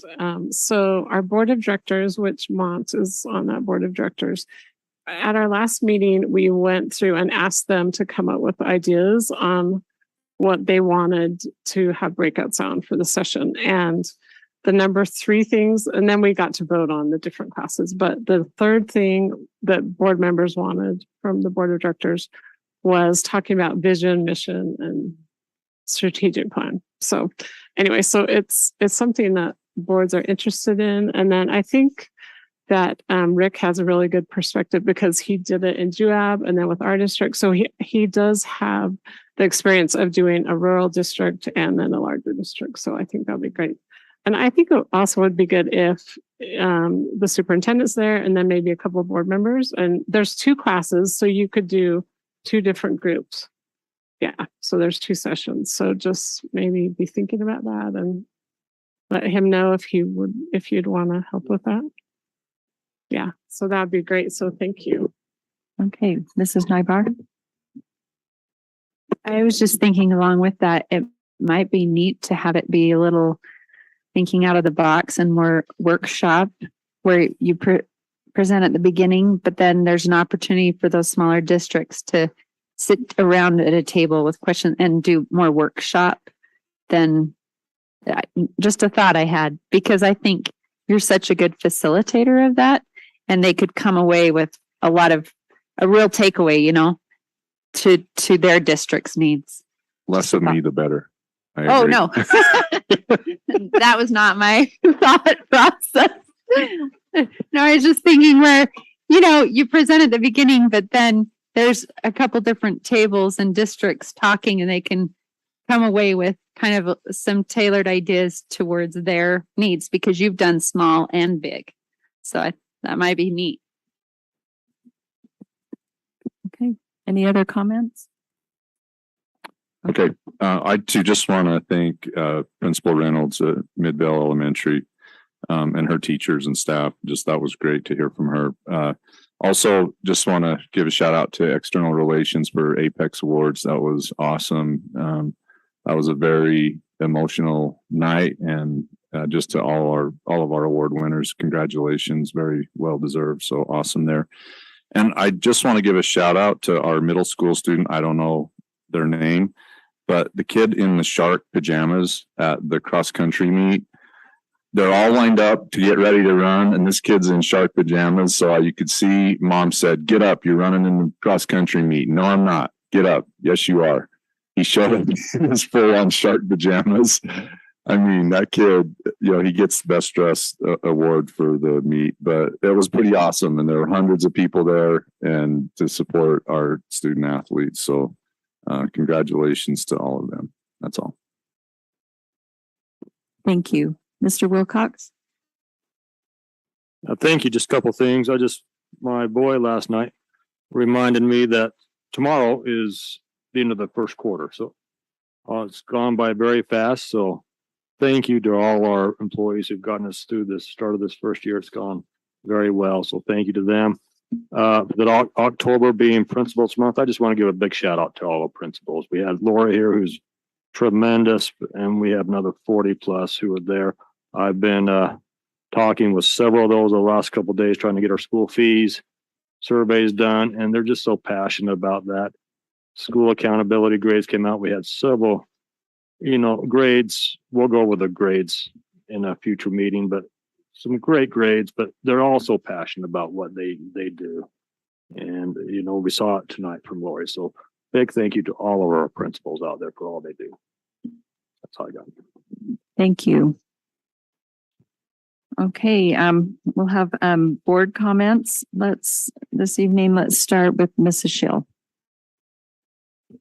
Okay, so I just want to congratulate all of our Apex winners. That was just a really special night. And also thank you to communications and everyone who helped with that. I know that is a ton of work and we really do appreciate it. And you guys are just experts at putting on these events. So thank you so much. I was able to go on Friday. The Brighton football team, we didn't have a game because our game was earlier in the week, and they had a service project and they went to East Midvale Elementary and they needed parents. So I love to go to the schools. So I'm like, I'll go. Anyway, I was just so proud of them because they did so much work. We were there for 2 hours and they washed down all the walls and they put together bookcases and they put together a soccer goal and they washed all the walls in the hall, all the walls in the cafeteria, and they had ladders and we're going way high. They had some music, they were dancing while they were cleaning. And so I was with the group that they wanted to spray paint dinosaur footprints going out from the cafeteria for the kindergartners that go down and tell them where to go for the playground. And I will tell you, I was a little worried and a little skeptical because I'm like, this could go so wrong. This could go so wrong. Anyway, they were just amazing. They worked hard. They got it all done. It turned out really cute. And then Shelly sent me the videos of all the kindergartners that went out on Monday morning. They were so excited and they were like jumping. And the boys were smart. They're like, you know what? When I was little, I would want to jump from one to another. So we did a whole bunch of different colors, but she did send me videos and they were all like following the footprints. It was really cute. And the best part of it though, I wanted to share is at the very end, they got the whole team together in the cafeteria or the gym. And Shelly talked to him for a little bit. And then their Coach Satara got up and he actually started crying. And he told them, I've never been more proud of you boys than right now. So more than winning a game was them like participating in the service project. And there were like 73 of them. And so it was a lot. They were a lot, but they did great. They also did chalk on the outside of the school, which also could have gone very wrong. But they did a great And I went back there and one of the coaches was like, this is terrible. And he was washing it down. He like wanted it to be perfect and it did end up really good. But he made sure that it was not only up there and it just said East Midvale Eagles. But he made sure the part that didn't look good was perfections. So anyway, I'm just really appreciate coaches that care more and give an example of like, it's not just about football. It's about learning great characteristics. It's about helping others and serving your community. So thank you. Thank you, Mrs. Nybar. Thank you. I loved that. I was able to participate in Willow Springs Jogathon, and it was so fun to see this relationship that actually the custodian had with the kids. They had 2 dunk booths, and his line was by far the longest. And those kids just loved trying to dunk him and interaction with him. And and then, of course, last week we went and did the Apex Awards, and we had that custodian there that just really touched me. Just his story and him singing with the kids and how he was just so gracious and humbled and excited to be getting that award. I was so touched by that evening. That evening was fantastic. I wish all our parents could go to that Apex Awards night. Just a beautiful night. I feel so inspired. The parent volunteers that were highlighted, everything about that night, you just come away feeling lifted and lighter than when you walked in. What an amazing evening. And thank you to our communications department and all of those that helped with that event. What a special event. I was able to help volunteer with some concessions with a tournament at Corner Canyon and go to a football game. And at the end of the football game, I watched a bunch of our student body officers picking up trash, and one kid that went over to someone that was there by himself and just being a friend. And I just felt inspired by our youth, that they're there. It's a school night. These are the same kids that maintain an awesome GPA, and they're picking up trash and looking out for the kid that's sitting alone. So I thought that was pretty inspiring. Lastly, I just wanted to highlight a golf coach at Corner Canyon, Derek Fox. A mother came to me and shared with me the things that he sends out to his kids before the tournament. I know they were recognized tonight by Jeff Haney, and boy, you want someone to build up your kids. That golf coach, every time before they compete, tells those kids, I don't care, win or loss, I love you guys, put it all out there, and is the most building and amazing individual with these texts. I was very touched by that. And this mom sharing, and they've had a player that has been, had an injury, and he goes and visits that player every day. And I just want to thank all of those individuals that are making a difference in our kids' lives, because what a difference. And I'm just grateful to be a part of Canyons. Thank you. Thank you. Mr. Wrigley? Yes, this last week, Ms. Tingy and I had the opportunity to do a town hall meeting. Sometimes it takes true grit to do that. But it's really exciting to be able to meet with the individuals. You never know what's going to be asked of you or the questions. And sometimes I don't know where all the buses pick people up. But anyway, so I appreciate the parents that come out for that and the opportunities we have. The other thing that came out this week, I just hate the grading of our schools. Because like Midville, they have kids that are very transient and they may actually double their educational level and still have a D. It's not reflecting anything. So when they come out, I don't look at the grades. The grades are irrelevant to me. What I look at is the growth levels, and every single one of our schools has significant growth levels. And that's what I'm looking for, that whatever the child comes in at the end of the year, they're farther ahead and not falling behind. So it doesn't matter if they're a C school or a B school or an A school or D school, they're making growth in every school in our district. And that's reflected from our growth levels. And so that's the exciting thing. And then I had an opportunity to attend the superintendent's cabinet meeting this week. And we had a really exciting speaker on employee wellness presentation. I'm excited to see the district really move forward on employee wellness as we now get out of the COVID and everything, to start really focusing on our most valuable resources. And it was exciting to see. In fact, it made me think maybe as a board member, there's a certain thing I shouldn't do or ask or something because of the time it's taking our staff. So it was a good thing. And I talked with one or two principals this week and said, yeah, don't worry.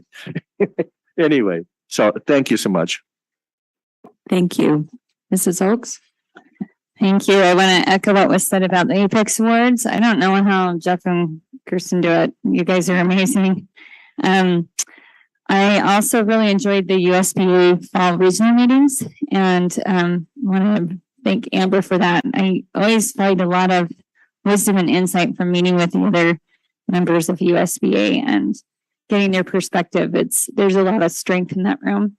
I enjoyed being able to have a town hall meeting last night, and between that and knocking doors recently, I really find actually that's the best part of a campaign, is getting to know people and understanding what their specific concerns are. And sometimes it surprises you. You think that you understand everything that's out there as a concern, and you have a pulse on it, and then someone comes in and shares something that you hadn't considered before.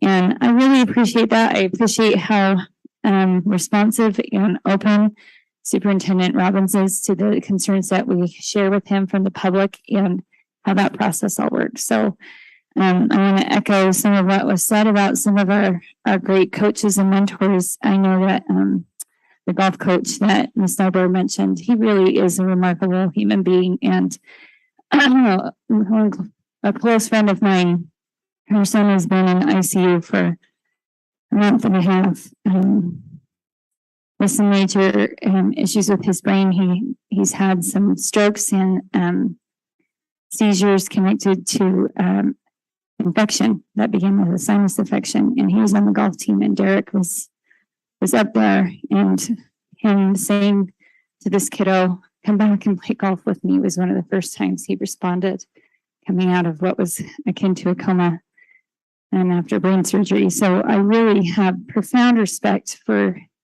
these teachers and coaches that consider what they do as more than just a job. There's thousands of them in our district, and I'm so grateful for them and how they impact my children. So thank you. Mr. Millerberg?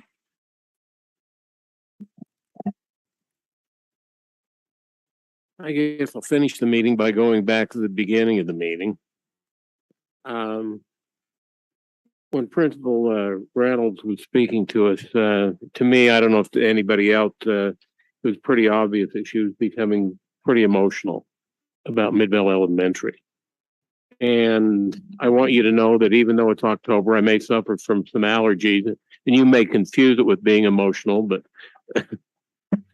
when I think of Midvale, that's home. That's home. And I spent my 7 years at Midvale Elementary. I don't think they were the Mustangs then. I don't think we had a mascot for the school, but that's still my place. Lori made mention that they are proud of their D grade. Nancy, you remember, you and I, Chip Watt, Dr. Briscoe, and I don't know who else was there. Probably Leon was there, but I can't remember for sure. We sat in front of the Utah State Board of Education and pleaded with them to give us additional time to bring that school out of turnaround status. And they granted us the extension. As a school board, we allocated additional funds to bring that out of turnaround status. That is a school that has a whole bunch of challenges. As Lori mentioned, 11 languages are spoken in the school. Highly transient area to where the likelihood of having a child start kindergarten and finish 5th grade is a very low percentage. And you have teachers that are there because they want to be there, because they know they can make a difference, and they are making a difference. Yeah, so just 2.4% short of a C grade. Darn right we're proud of what's happening at Midvale Elementary. It's just an amazing place to be. Dr. Robbins and I were there on the first day of school. They rolled out the red carpet. And we stood there and handed out pencils. We slapped hands. The excitement of the kids, the feeling of the school is really, really good. And so I think we have a lot to be proud of for people that are working their rear ends off. I chose a different word. You know what I mean. They're doing a great job there.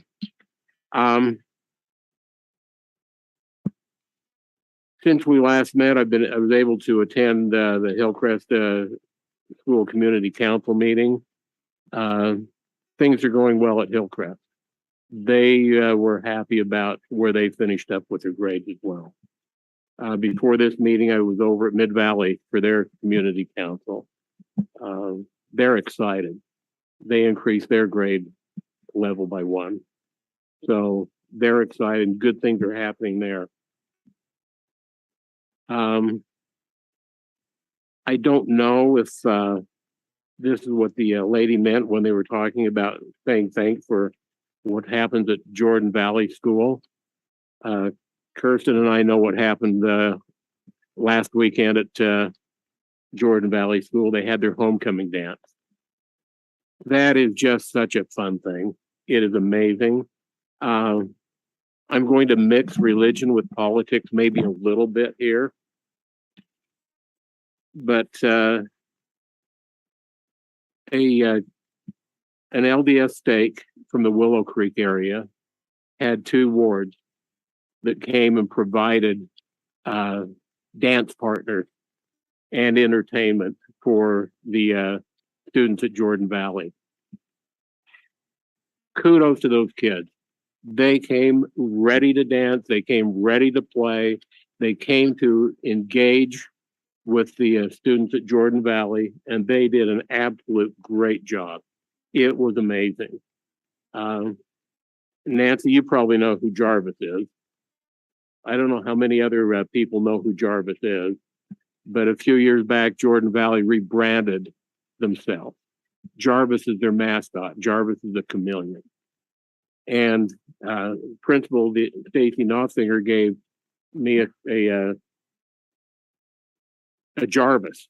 And the idea with Jarvis, kind of like Flat Stanley, if you're familiar with the children's book, Flat Stanley, he goes everywhere with them. Jarvis goes with me, and I had Jarvis out, and I captured a few photos of Jarvis with the students dancing. And Principal Nossinger is off on medical leave because of the stroke that she'd had. And I was able to take those pictures and forward those to her, and I hope she enjoyed them. Haven't heard anything. I don't know if she's even checking district email, but that is a great place to be. And final thing I have is don't forget we have an October challenge for USDA.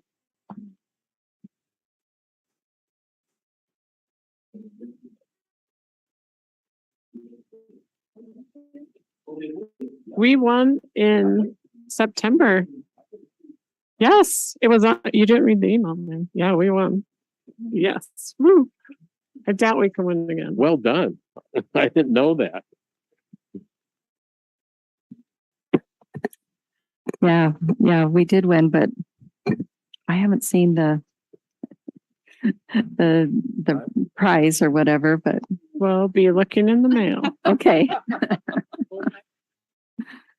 Okay. Yeah, and thank you, board. And you know, beyond the prize incentive, it really is helpful in getting us to the point where we've all completed all of the requirements for the master board certificate. Yeah. So thank you. And thank you, board members. I appreciate all the reports that you give. It just gives a snapshot of all the wonderful things that are happening. And I won't repeat any of that, but just say ditto to all the great things. But I do want to share just kind of a thought I had following up from our study session discussion about civics. And I was thinking, the same when I learned everything I need to know about getting along with people in kindergarten. Well, I was thinking that a lot of what we need to know about being a good citizen, we can learn by not littering and by picking up trash. And I've been thinking about that. And then when you mentioned it, seeing the students, and I just thought, that really is, if we could just maybe district-wide, just kind of be committed to making our environment a little bit cleaner, paying attention to what we do, how it affects others, and just making that little extra effort to bend down and pick up something, or to walk the extra 10 feet to the trash receptacle, and just start there with our quest to be really good citizens. Anyway, just a thought.